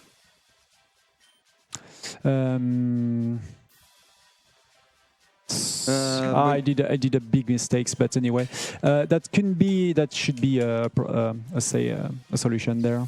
But yeah. Yeah, I badly switch targets, but I should be fine. Yeah. So let's see. Because here's the thing. With Mirror B, there was also the fact that the rain negatively benefits the Shadow Pokemon, since rain powers up water-type moves, which is super effective on Sudowoodo. But that is also where AEtienne is different, where his Shadow Pokemon will also be able to make use of the rain. Now we get Altaria next. And we have Golbat here. That will be... No, I shouldn't do that. Yeah, they're both flying, so Dig is not going to work. Yeah. This is why. But I would... that will be Dig, no matter what, because the thing that is Golbat will die. The next Pokemon, because that should be the final one. Yes. And I don't want because, to... we saw Entei and Suicune, so what logically follows? Raikou. And yeah, so... This Raikou comes packed with Thunder, which, if you don't know, using Thunder in rain makes it 100% accurate. Whereas it's normally 85, like Fire Blast. So, Pursuit is a Dark-type move. Luckily, it didn't do much. Pursuit has pretty low base power, but its damage is doubled if you switch out. And unlike other moves, Pursuit happens before the switch. Oh, why not? But okay, special defense down doesn't really matter. Perfect.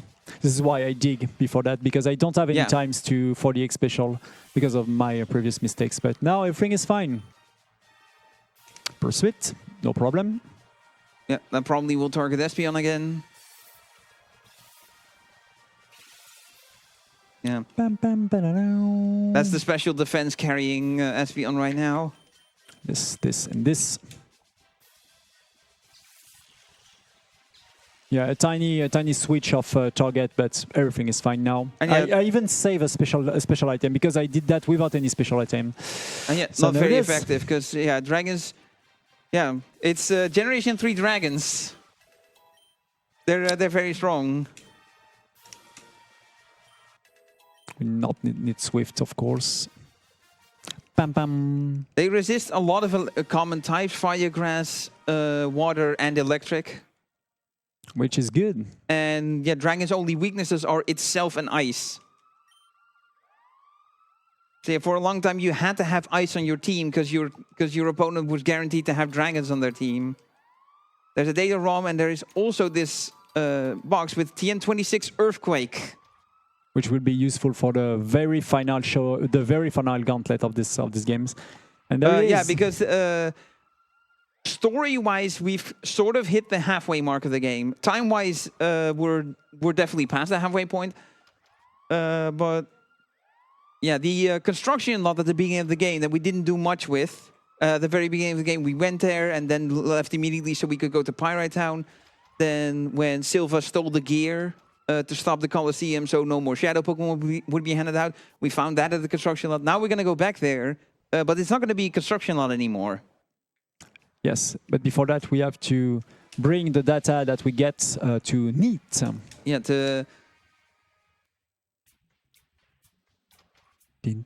so we opened up this map location earlier. We're going to take it the other way now. So here's another one of the tournaments you can do in game, the Under Colosseum. Oh yeah, which has cash prizes and TMs if you win them. Also, that item in the background taunting you. Yeah, but we don't need him. No, because the L disc that you would get to get there is you can only get that after you beat the game. So we go back there. Goes for NEAT. Hello. We find him.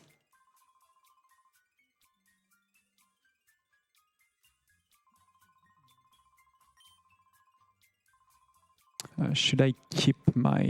nah, I'm not sure. So yeah, periodically Net is going to give you updates on Shadow Pokemon that exist. Oh yeah, also. Yeah, you also need to do it for event flags to progress the story. But that's the what it does for you.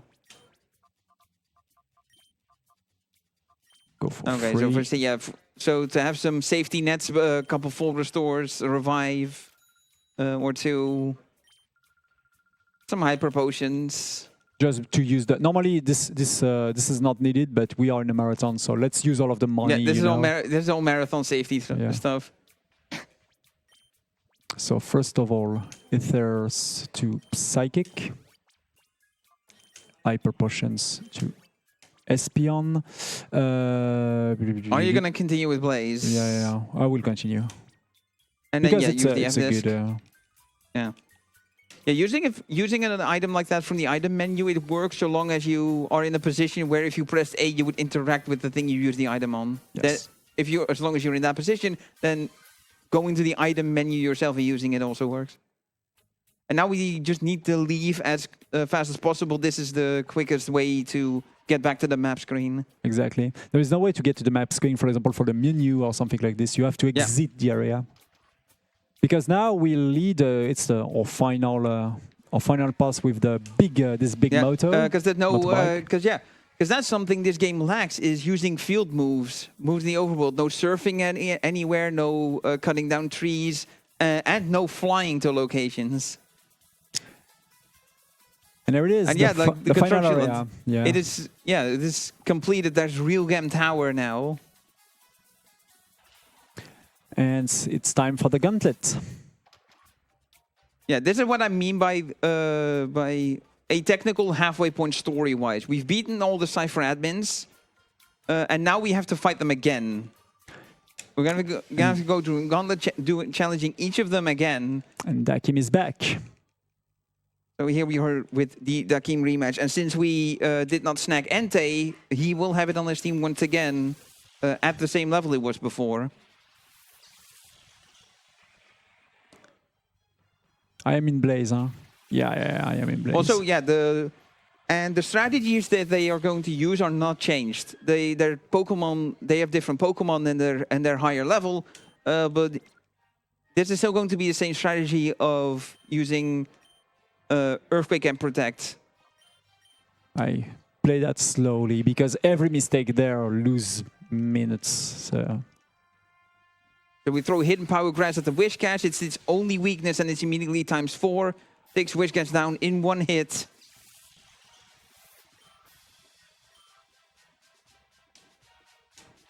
And then Fortress pops up. Then Earthquake comes in. And then, yeah, does some damage to Fortress. Perfect, no crit. And also Espeon.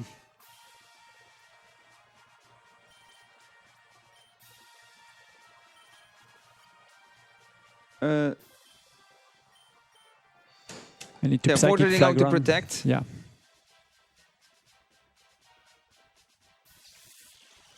Now Fortress will not protect the next turn, and this is my way through for it to kill it with Typhlosion.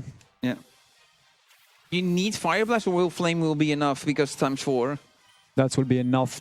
Oh, with it having some damage, yeah, Flame will should definitely be enough. Yes, thanks to the Blaze. Yeah, Hidden Power Grass against Ground type Claydol.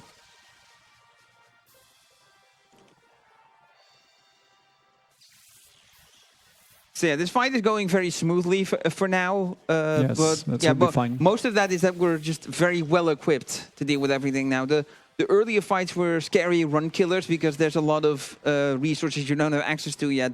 Big powerful moves, stuff like that. Levels.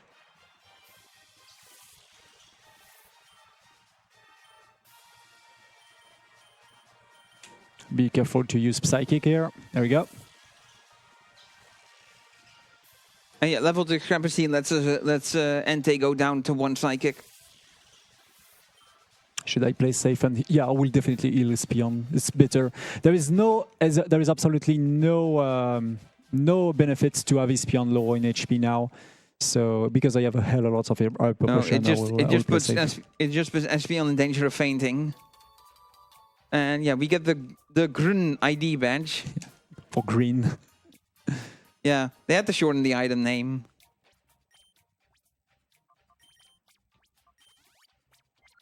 We definitely don't want to heal Typhlosion. We want to stay in Blaze. There is very dangerous strat for the next fight. The Keem is like way at this dead end here, so that's why we do him first. Because then we get back to the center, go this way. For the second one, which is Mirror B, is back. Unfortunately, we will not have this music. Yeah, no, because he's serious now. Yeah, it's serious Mirror Yeah, let B. the music play, never mind. Okay. So yeah, he's upgraded his team as well. It's but it's louder than Ludicolo. Why he does not have X-Clouds, that is beyond me. If he's saying he's serious. Let me check. It's level 24. So that should be something like this. Yeah, they go protect again because something bad is on the way. Yes, the waterfall. Namely waterfall. And also earthquake. So this is why I really want to save Typhlosions. No, not that. Ooh, crit. Okay, it's... And half health for now. Yeah, resisted by Ludicolo. So yeah, he does change up his strat quite a bit. Meanwhile, while AEtienne makes sure he's doing the correct things, yes. Let's hear some host messages. Yeah, you can go for some messages. That's fine. Thank you very much. BSG would like to thank Arcadium for bringing an epic retro gaming experience to our event. If you don't know, there's lots of CRT TVs here, and you can play Duck Hunt, Mario Kart Double Dash. It's wonderful. Please come by if you have a chance. Arcadium delivers free-to-play pop-up gaming areas featuring original hardware and classic CRT displays, as I told you, for an authentic retro gaming experience. And whether you're planning an event or a gaming workshop, Arcadium provides a complete plug-and-play package. All you need is a space and a power source. They take care of the rest. Learn more at arcadium.tv. And chat, just to let you know, 122 euros left before we get Pepsi Man. And if you don't know, you want to know. You want to know Pepsi Man. So please donate to, well, let Jonathan Irving's show Pepsi Man later on tonight. Yes, perfect. This was a really important Fire Blast there. Yeah. Because I was dead if that doesn't hit. And yeah, like with all other Shadow Pokemon in rematches, still the same level 35. So it's a cakewalk from here. Yep. Where it is? Thank you. Yeah, just burning a turn to heal, so we don't have to menu to it in the overworld. There we go. I use HP to save psychic power points once again. Okay, so far so good. Two of them down. A little bit of break now. We have two really easy fights. Yeah.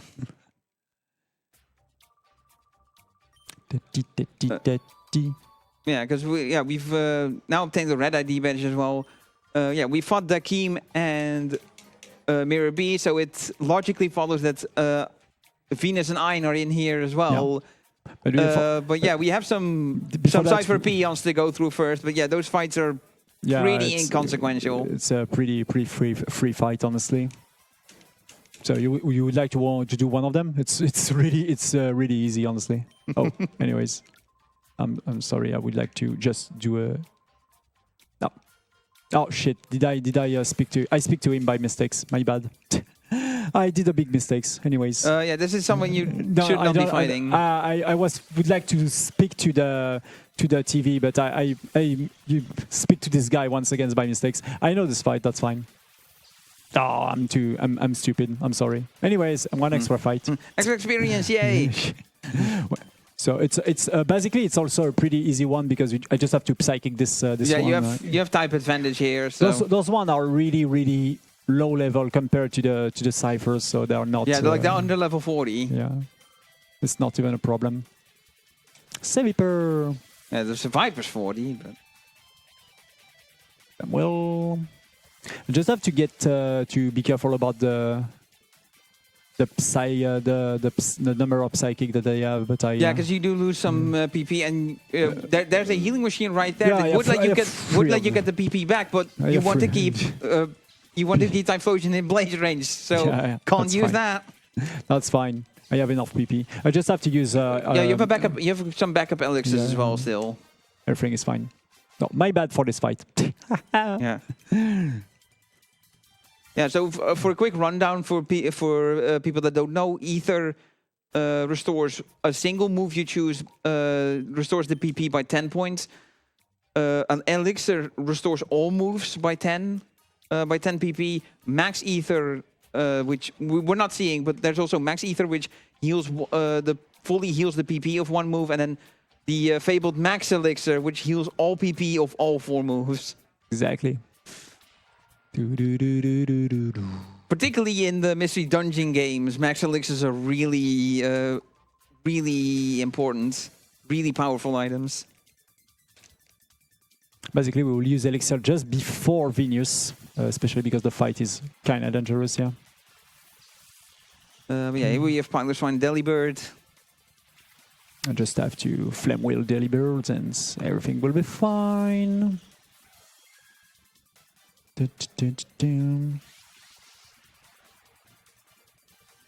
Flame Wheel there, Eden Power there. Shadow Delibird. Unfortunate you get Delibird this late in the game because it doesn't do well stat wise. So we see a Delibird pretty early on the Colosseum, but yeah, this is not a Shadow Pokemon, so we cannot catch it. No, exactly. We've seen a couple Delibirds as regular opponents. I still have 3. I still have 3 psychics, so everything will be fine. So I can just go for Flame Wheel into Eden Power. Remains 1 psychic, but that's fine. We'll use the elixir later. That will not kill, but that kill because it's a crit. Anyways. Nice. You want to do this one? It's just Flame Wheel and psychic stuff, so it's kind of easy. You just have to play play the games normally. So let's do that. It's the second one there. It's just 2 gods that have a really poor teams, and we can just go for it. There we go. So basically, this lady just have some fire type. Sunflower and Gloom. Yeah, you just have to. The dual square is one of the places where you can pick up an alternative grass type if you didn't pick Bagley, where you could have picked up Skiploom. Which you could evolve into Jumpluff. You just have to Flame Wheel the Sunflower. Jumpluff is just a bit underwhelming when it comes to grass type, as is Sunflora. So Flame Wheel the Sunflower and Psychic the Gloom. So and that's it. There is also a Jumpluff there, but you basically just Psychic on Flame Wheel will deal with it instantly. You just have to mash a little bit on the level up. A or B are also doing the stuff. It's not really important to mash. You just do that with two fingers, and that's totally fine. Against crit, what the hell? No matter what, it's just dead. Because after that, all of the fights will be really dangerous. We can read one donations before it's go for Venus.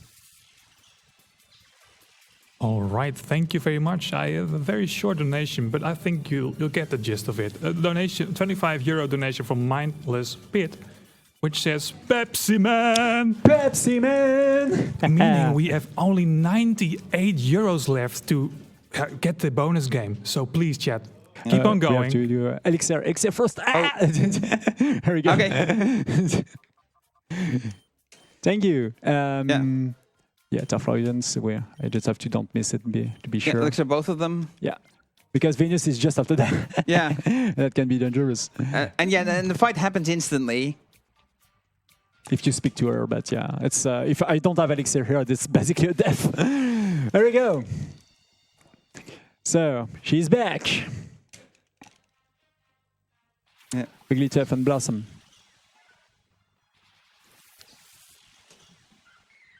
So we will do some sort of kind of safe strat once again with the protect. Oh, no. There we go. I'm at 9. That should be fine. I'm still in Blade. Yeah, I'm still. That's not a problem to be attract here. Yeah. We're gonna do mostly setup with Espion. This Body is for, Slam should this not. is for Espion. What the? Ooh, no paralysis, please. Yeah. Thank you. Flame Wheel there. Psychic there. Let's see. Yes, perfect. Broke through the love. That was not too big of a deal, but honestly that's a good time wins. Yeah. We win a little bit of time because of that. Thanks to the Blaze, I'm sure now to deal with Blossom.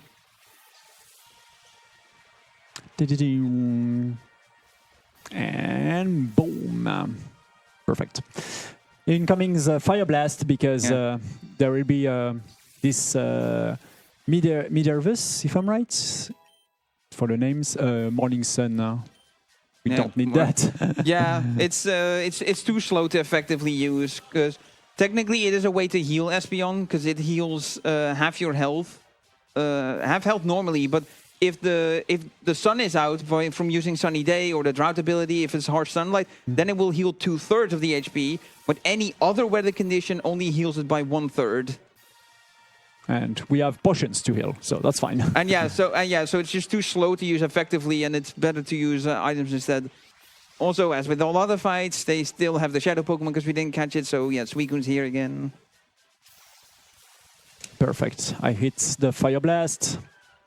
Bam, bam, bam. I will not take any risk just in case.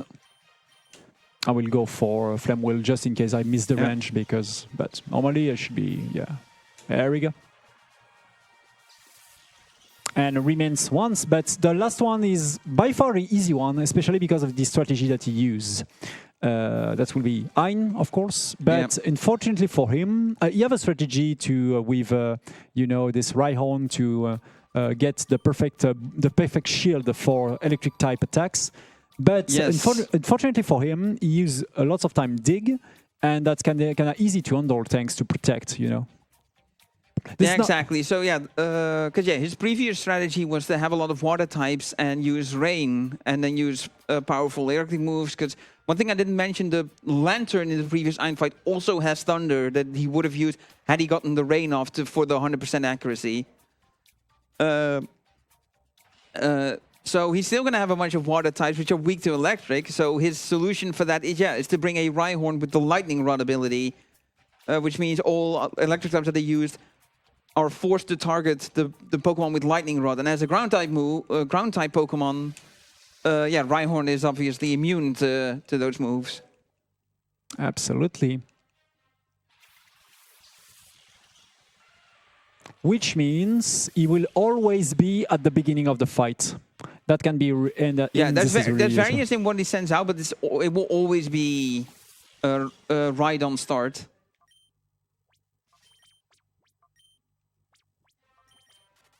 Another X special, another X item glitch to. I don't want to kill Rhyhorn right now, basically because I know that he will go for dig and he will spare me one turn. Thanks to that. Because yeah, I said before, the whole strategy with Rhyhorn is lightning rod to draw electric type moves away, except we're not using those at all. We're using grass to deal with water. So I use protect. Yeah, because Typhlosion here is obviously going to be the target of dig.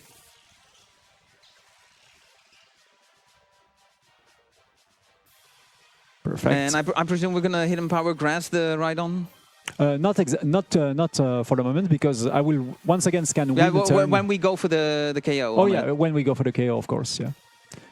But here I would just have to call, lose a turn intentionally, because I have another capability to avoid the dig. Is the dig itself using dig in response. So basically, I just intentionally lose a turn to desynchronize my dig from him, because I know that I hit first. And this is the thing as well with RNG, having RNG manip, is you know exactly what the stats are. The non-shadow Pokemon always have the same stats, so you know where your stats need to be to know you outspeed things. So you know when to use dig to avoid a dig coming towards you. Like you know the turn order. Exactly. At least, even if you cannot manipulate the stat of Typhlosion because it's randomly generated, because of the RNG manipulation, you know the seed when it is, and you know exactly the speed. But most of the time, he's slower. He's faster, I mean, than Rhyhorn, because Rhyhorn is a really slow Pokemon. Yeah, ground rock type, typically very defensive, but typically also very slow. And that's a win. And yeah, hidden power grass I have to one be more careful time. because on the next level up, I will lose the Blaze from Typhlosions, which can be an issue. Yeah, because when you level up, your HP goes up, and the amount of maximum HP you get, you also get that in your current HP. So now the Typhlosion is at 50 out of 150 HP, which is exactly 1/3. So it's the highest it can be with Blaze. But what that's going to mean is that once we get the level up, you get the same amount of max HP and current HP, which means the current HP times 3 will be more than the max HP, so you're out of Blaine's range.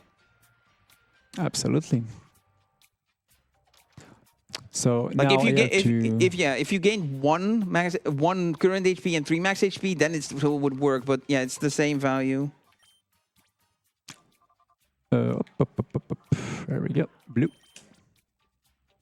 Yeah, you do have to select the correct color badge to put in. I'm not in front of it, anyways.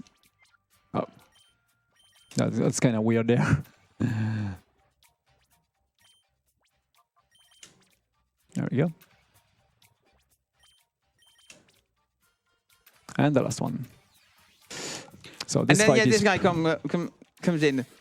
Yeah, no regard for Rui's personal space.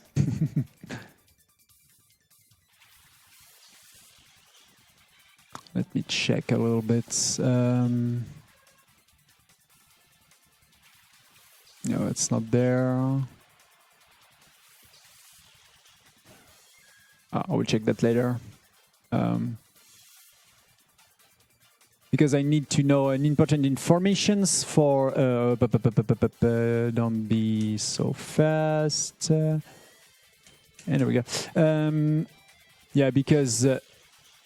yeah, self-destruct there will... Yeah. So...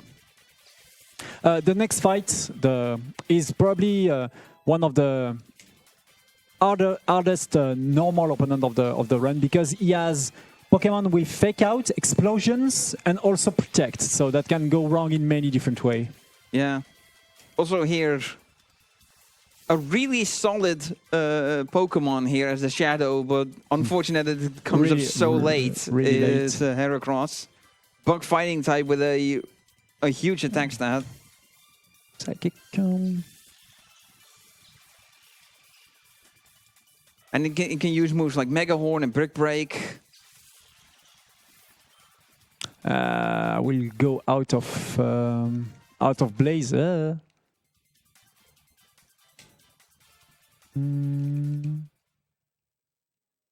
that will be fine. I just have to use the elixir on Espion. Yeah, this These tiny things about the level up, yeah, make me a little bit scared because I will probably be out of. I'll probably be out of Blaze. Oh, let's see.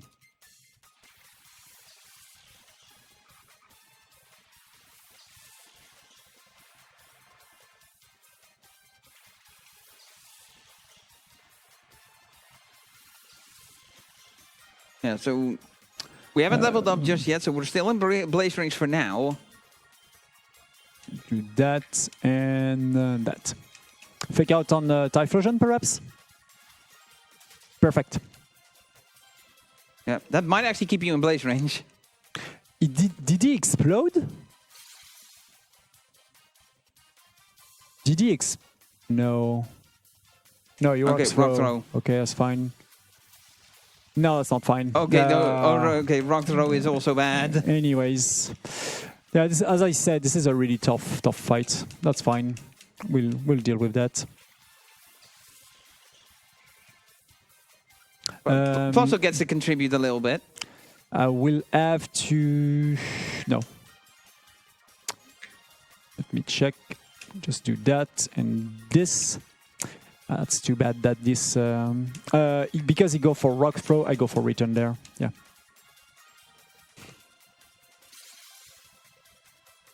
The problem is now he can go for explosions. Now the fight can be really random. So let's see. Yeah, we are off script currently. Yeah. Oriama is fine. He can go for fake out, but yeah, rock throw. The problem now is probably he will probably go for explosions. Yeah, or not. No, you might with Typhlosion here. You might still bait out rock throws. Yes, perfect. Oh, time focus. Yeah, it's focus punch. Fake outs on who? Typhlosion's perfect. So yeah, now you targeted the Graveler, so yeah. Even if it lives, it would focus punch would fail. Focus punch forces you to go last, but if you get hit, it fails. But it's a very strong move. It's one of my favorite strats to use in casual play is to have Furret and Heracross on my team, and then use focus punch with Heracross, and then follow me with Furret. Oh yeah, that's kind of funny strategy. It's an interesting strat. It's not the most foolproof because Furret is not the best user of follow me because it's not very tanky. 2? Oh no, not a crit. 3. Okay, that's fine. Okay. Okay. So after all the shenanigans, we do get the key Blaze at 49. Is horrible. This fight is horrible, and somehow it didn't go in the way that I intended. But anyways, we go through. We get through. Can I heal Typhlosions and it will be still under. I will do a 40 regular potion, right? Yeah, regular potion. Yeah, 48 should still be Blaze range. Because there is one combo that can be 46 even. Yeah, there is one combo that can be problematic for the next fight. We're getting close to the final gauntlet. So this is why, as we said, we would like to keep regular potions. Yeah, just.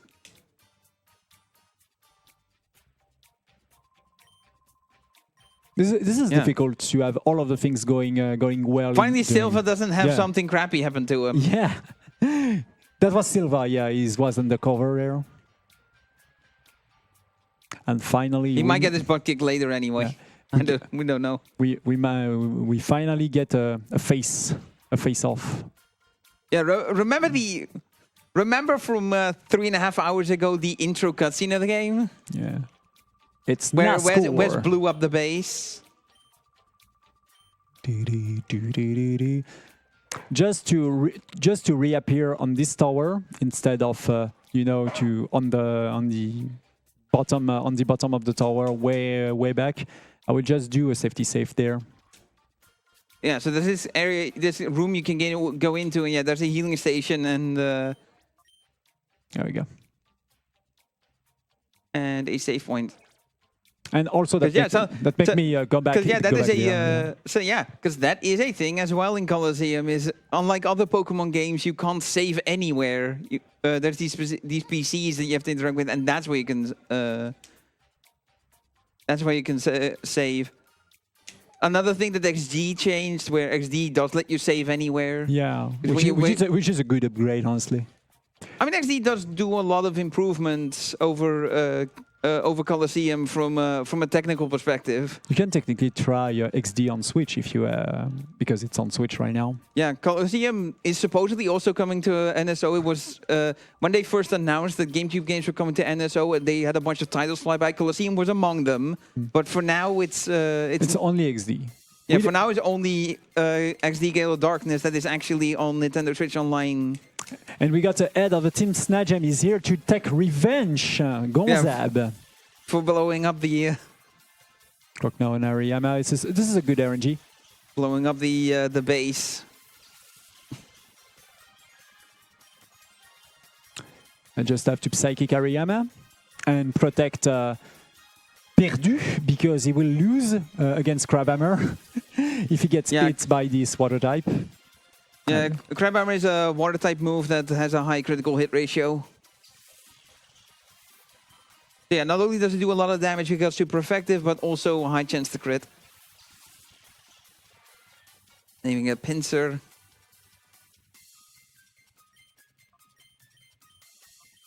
Of course, fire type against Pinsir, and the Hidden Power Grass against Croconaw. Yeah, Kronland smoothly going down to one Hidden Power Grass. And here we come the not the Shadow Pokemon. I'm sorry. Yeah, no, Shift 3 first. Shift 3. Yeah, now the Shadow Pokemon should be revealed. Yes, but the thing is, it's an Steel type and a pretty tanky one also. Skarmory. Yeah, because it is Skarmory.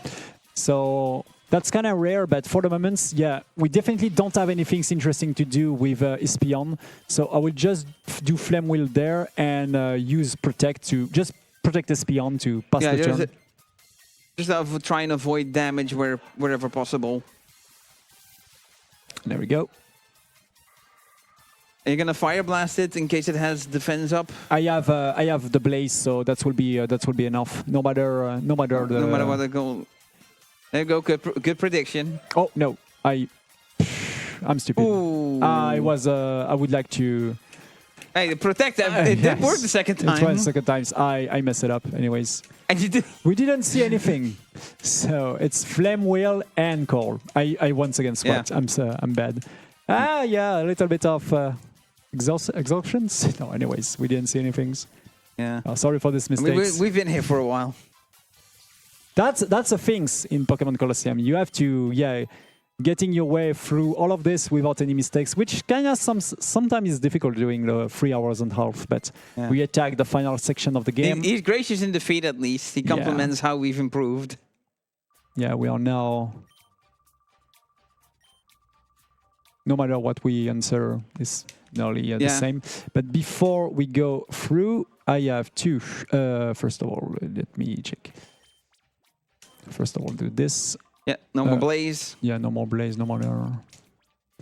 I would just have to go for Earthquake on, of course, Typhlosions. Instead of Dig. And finally, I will do a... Oh, no, not this. I'm sorry. This, which is really important. Makuhita to the front. Yeah, the reason for that is we can use Makuhita to, as you know, an extra turn to get X items, which is kind of useful because also we will get some free heal during this final gauntlet. Here we go. Also known as the final 6 of Pokemon Colosseum. There will be 4 trainers during this tournament. This sort of tournament. Technically on the Colosseum, and during these first 4 fights, you also don't get healed in between. Yeah. until the fight number 5, which is, of course, you can expect it, Nascore. Yeah. But I say final 6, so I probably just, I spoil a little bit of things. But anyways, this is a whole game, you know. There you go, first fight.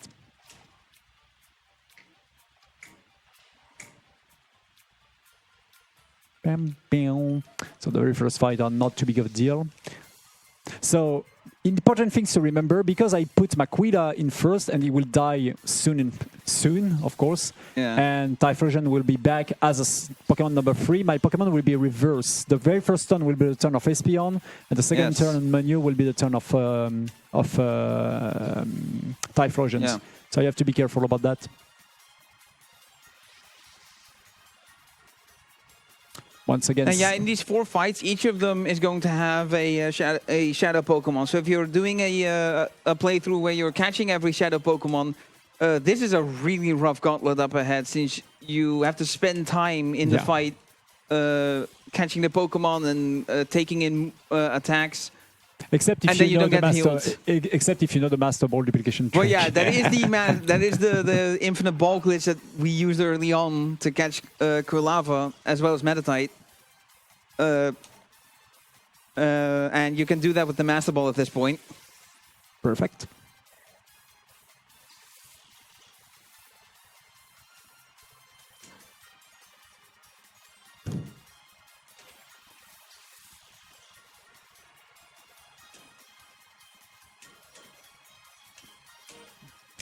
Okay, I still have 4 Fire Blast, so that should be enough if I don't miss any ones. So first of all, first Fire Blast. No, that's bad. Oof. Which is Slash that. Oh, that's a high attacks that into low defense with a crit, because Slash is a high crit move. Okay. Well, that's not beginning well. Anyways, second fights, I still have 3 Fire Blast. This is why we get some extra proportion, I guess. Yeah. There we go. So second fights can be Sharpedo or Maliena. There will always be Absol on the screen. Yeah, I believe these all these 4 trainers that we're going to be facing have a shadow Pokemon, and they do always send it out first. The most important thing is to keep a Fire Blast for Torpius, I'm sorry. Yeah. And that's Medina. Yeah, 2 dark types, so not the greatest of situations for Espeon. But Espeon has hidden power, so that should be fine. That's what we have the alternative moves for. But we will not be able to one-turn kill Espeon, of course.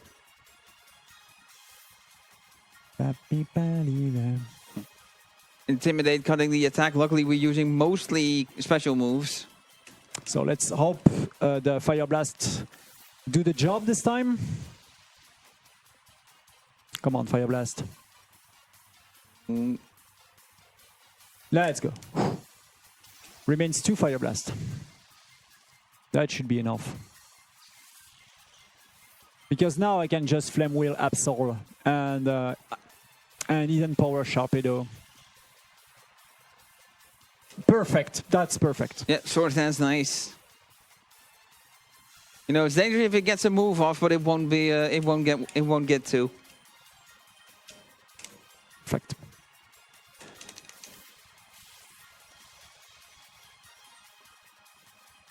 So 4 fight remains. The next one has 3 Pokemon, but if it's going well, that can go in 1 turn, because we will use Earthquake for the first time.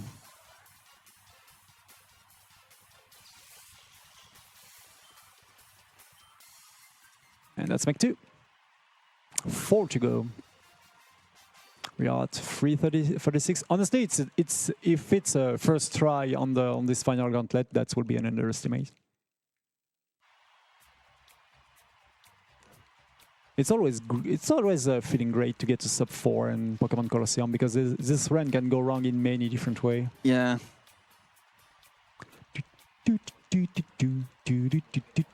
Like, yeah, even with the manipped Espeon and Quilava, like... Just missing some Fire Like, Blast, if the game feels like it's enough can still go wrong that you that we would be going over 4 hours. Yeah, Houndoom and Torkoal. Bim, bim, bim.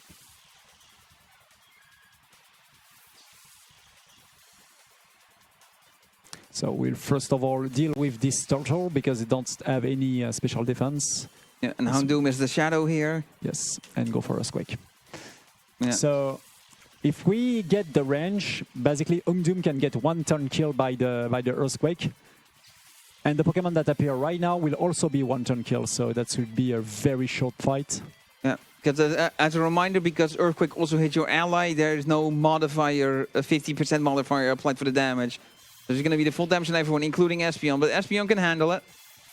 And yes, that's good. This is a 1 turn kill. The Perfect. yeah, that was really fast. Yeah, a minor application of the fact that Espeon is a couple levels higher than Typhlosion. Yeah. Lets it tank the EQ a little better. A really good fight. So now let's just hope that the next Fire Blast hits, because that's will win us a lot of time. Because Tropius will get one turn kill by Fire Blast, of course, but if it misses, he will go for Fly. And that will last a lot of time.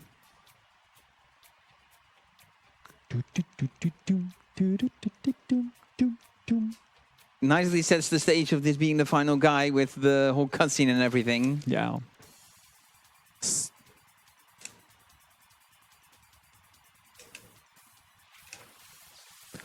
There we go. Tropius.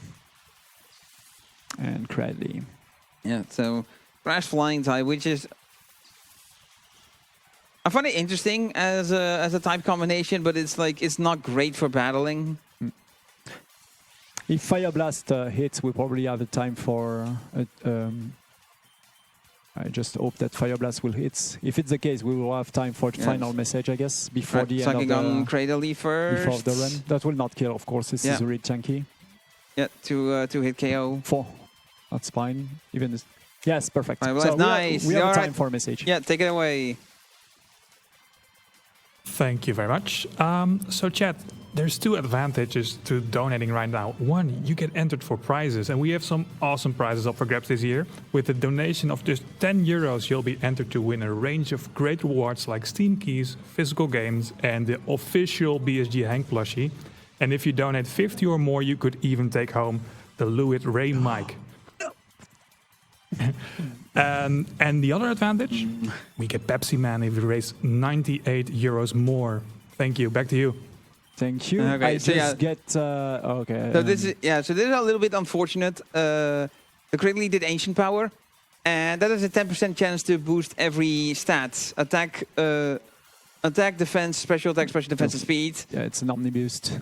If it happens on the final fights, that will be an absolute disaster.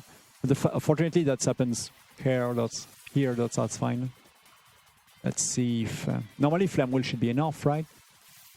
Thank you. Yeah, I was not sure because of the omni boost. Yeah, might have cost an extra move if it was still full health, but at that health, the omni boost doesn't matter in the end.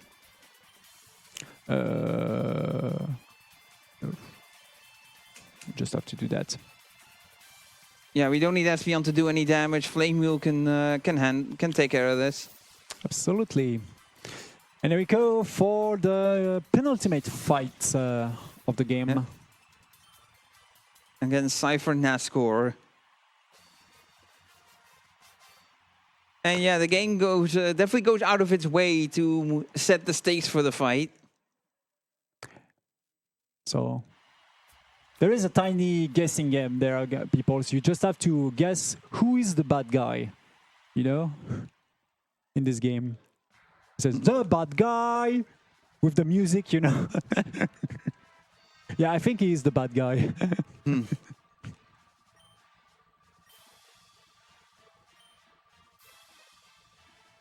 There you go, Nascor. Nascor can start the fight with 10 different starts. So let's hope that's not Xatu Werlearn Blaziken. Okay. Where it is? Yeah, this is how it sets the stake and the seriousness of this fight. There is no music for this. Just the cheering of the crowd. I get also heal from my entire crew, which is useful for this fight. And of course, I will read off Blaziken in the very first turn. Yeah, Psychic into a fighting type. Goodbye. With the X special, of course. Yes. Because Maquita is on the field, he will get instantly destroyed by Nascor. Yeah, it's the easy target, so they'll go for it. Perfect.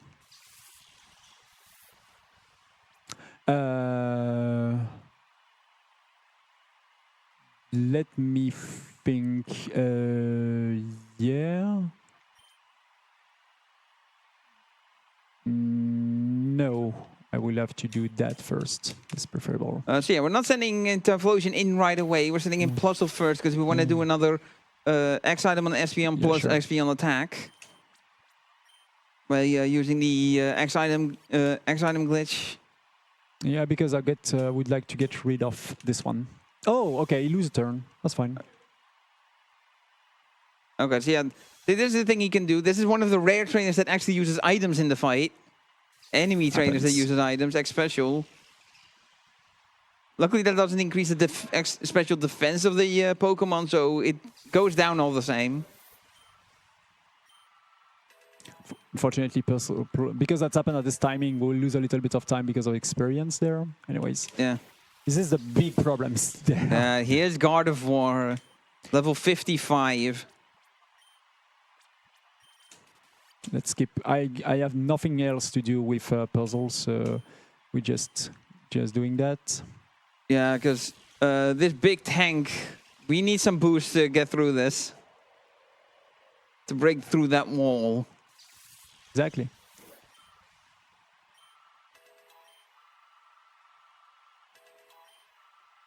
Okay. Yeah, the God of War should do an attack now to take Plusle out.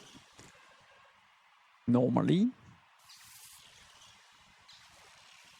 Perfect.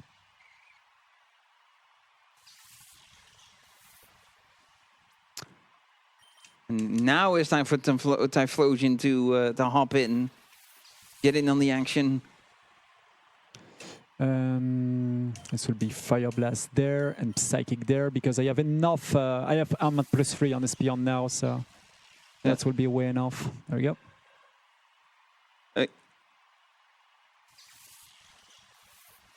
Yeah,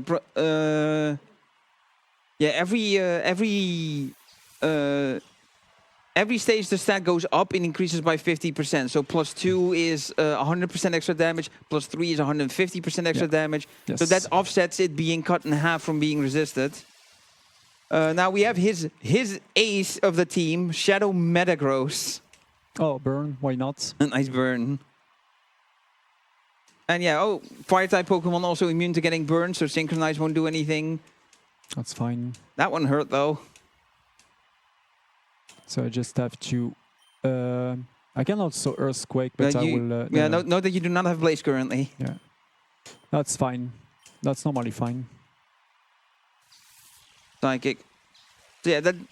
So yeah, thanks to all the boost, that still does have health. But yeah, it's I want that to kill. But yeah, there we go. Metagross, it's a monstrous tank, and it also both its steel and psychic typing resists psychic. So that's why, despite the +3 boost, it still only took half damage. It's not big of a deal that crit. It's not too big of a deal that it died right now because I get full heal from the previous fight, and I'm 100% sure to get the kill right now. So that's fine. Remains one fight.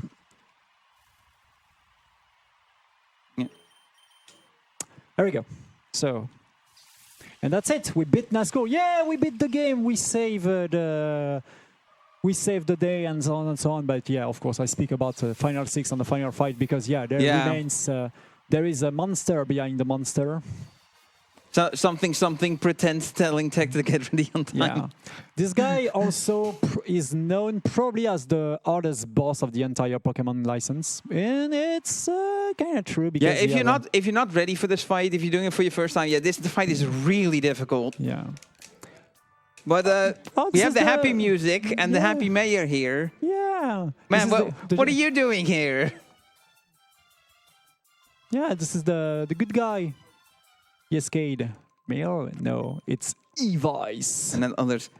The secret boss of the criminal syndicate cipher. Yeah. Oh my god, this face. It's literally Eggman. Eggman. Yeah, it is very Eggman. This is the wrong game. Please don't get a bad one. Salamander Machamp. See, the start that I'm used to when I play this is slacking, sloking. Yeah, slacking, sloking. You have a great strategy about slacking sloking. I get free heal once again, so there we go. Which, since it doesn't come up, I'll just talk about it now. So when he starts with slacking and sloking, what he'll do is he'll use skill swap with sloking on slacking to trade abilities. Meaning that slacking no longer has truant, so it can attack every turn. And slacking, it has stats equal to a legendary Pokemon. But the thing that keeps slacking balanced normally is its ability truant, which means it every other turn it can't do anything. So that's his strategy there, to use sloking to get to use skill swap to get truant off of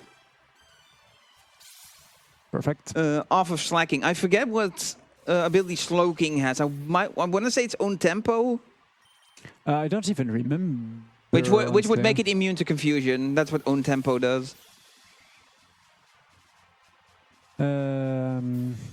Yeah, slacking is here already. Yeah. So likely the next Pokemon to come out is Slowking. I have to read off slacking right now. It's too dangerous. Yeah, you really want.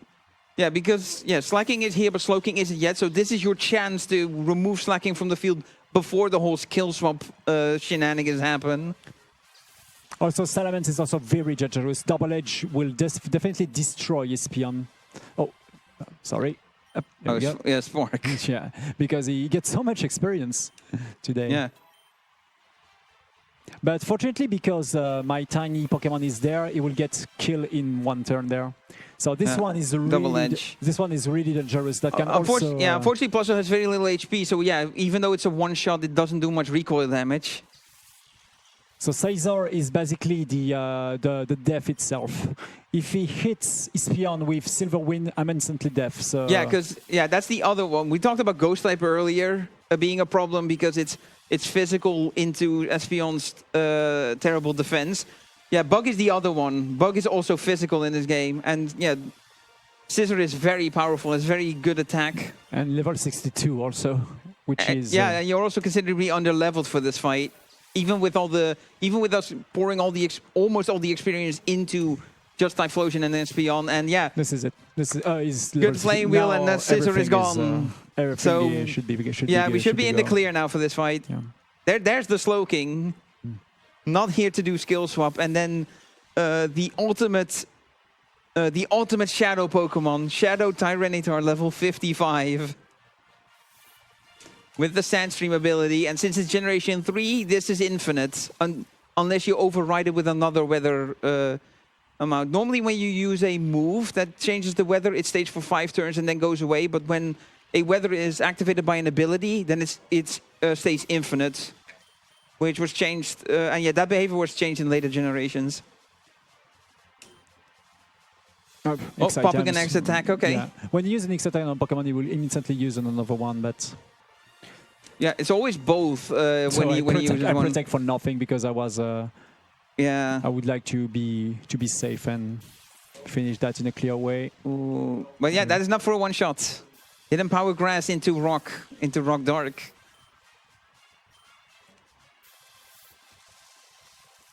Yeah, so lose a little bit of time to these animations, but Sandstream is something that always happens. There is also pretty risky strat to avoid the Sandstorm and stuff like this, but yeah, just here to play it safe.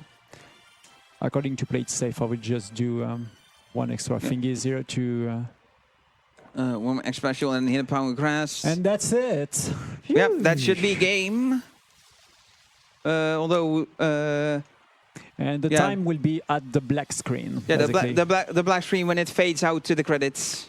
Yeah, not the next one, but. Yeah, no, not the black fade that's about to happen here. Pam pam. Well, that was a pretty. Even my ultimate Pokemon, no. Yeah, Tyranitar is a pretty. 6,100 $Poké for winning. Yeah.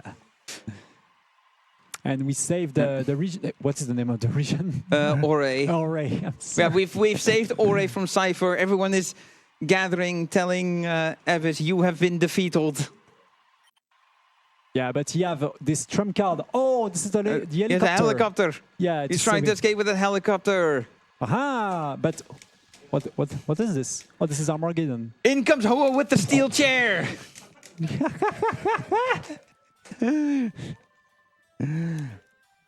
And that's it. Yeah, that is a sacred fire from Ho-Oh to blow up the helicopter. There is a run also, the 100% of Colosseum to get Ho-Oh. That's more than 11 hours, if I'm right, of speedruns. Yeah, because you need to do Mount Battle twice. Yeah, which is crazy. Which is 100 fights. Like a single Mount Battle is 100 fights, and you have to do Mount Battle twice. Get ready for the timer, by the way. Yeah, time's about to come up. That is time. And time. Well done, 3:53. Thank you. Yeah, that was a pretty solid run, honestly. I'm pretty happy about that, even if I did some mistakes in terms of choice against AEtienne, and also I got some backups. It's so minimal considering the scope of this game. Yeah. the scope of the game, scope of the speedrun. Yeah. A huge shout out also to Zekeke, who's a Canadian runners who gets the world record of this game. Is one of the craziest world record of all times. A 3:25, if I'm right, on Pokémon Colosseums with all of the optimizations. With optimizations, crazy strats. Crazy strats, and he's also a really huge specialist of Pokémon Colosseums. And also to all of the Pokémon Colosseum speedrunning community and all of the Pokémon community the Pokémon speedrun community as well. This is a crazy speedruns, honestly, because of the double fight, because of the RNG manipulations. The length. If you like Pokémon speedrunnings, to be honest, it's not the best Pokémon speedruns to begin with, but there is also many other Pokémon speedruns that you can go for. But if you love Pokémon Colosseum, that's also a pretty great journey to try to dive into the speedruns, even if it's long and difficult. And yeah, definitely. I'm pretty sure how the Pokémon license is right now. We never see a Pokémon game like Pokémon Colosseum. So if you missed it, and if you are from our generation, try it, and yeah, you see it's a really great game also. Yeah, it is. It is a game that holds up to this day. Yeah. And there is also, I think Romax to make it a little bit harder, and so on and so on. So, but anyways, so with these awesome credits, like big movies, we can get back to your host and have all of you have a great BSG. There will be more Pokemon later in the week. See ya. And thank you a lot, Double, also for the commentary. Yeah, thank you for having me. I carry that a lot because I had to be focused sometimes. Like I said at the start, I'm very happy that you allowed me to be on here. Yeah. Well, back to your host. Thank you. Thanks to the both of you for this wonderful run, and GG's on beating Budget Eggman, and GG's on beating the game. And after the break, we'll be back with Initial D special stage run by Lon. And after the break, I'll be signing off, and Critical Sid will be taking over hosting duties. We'll go to an ad break right now. Thank you.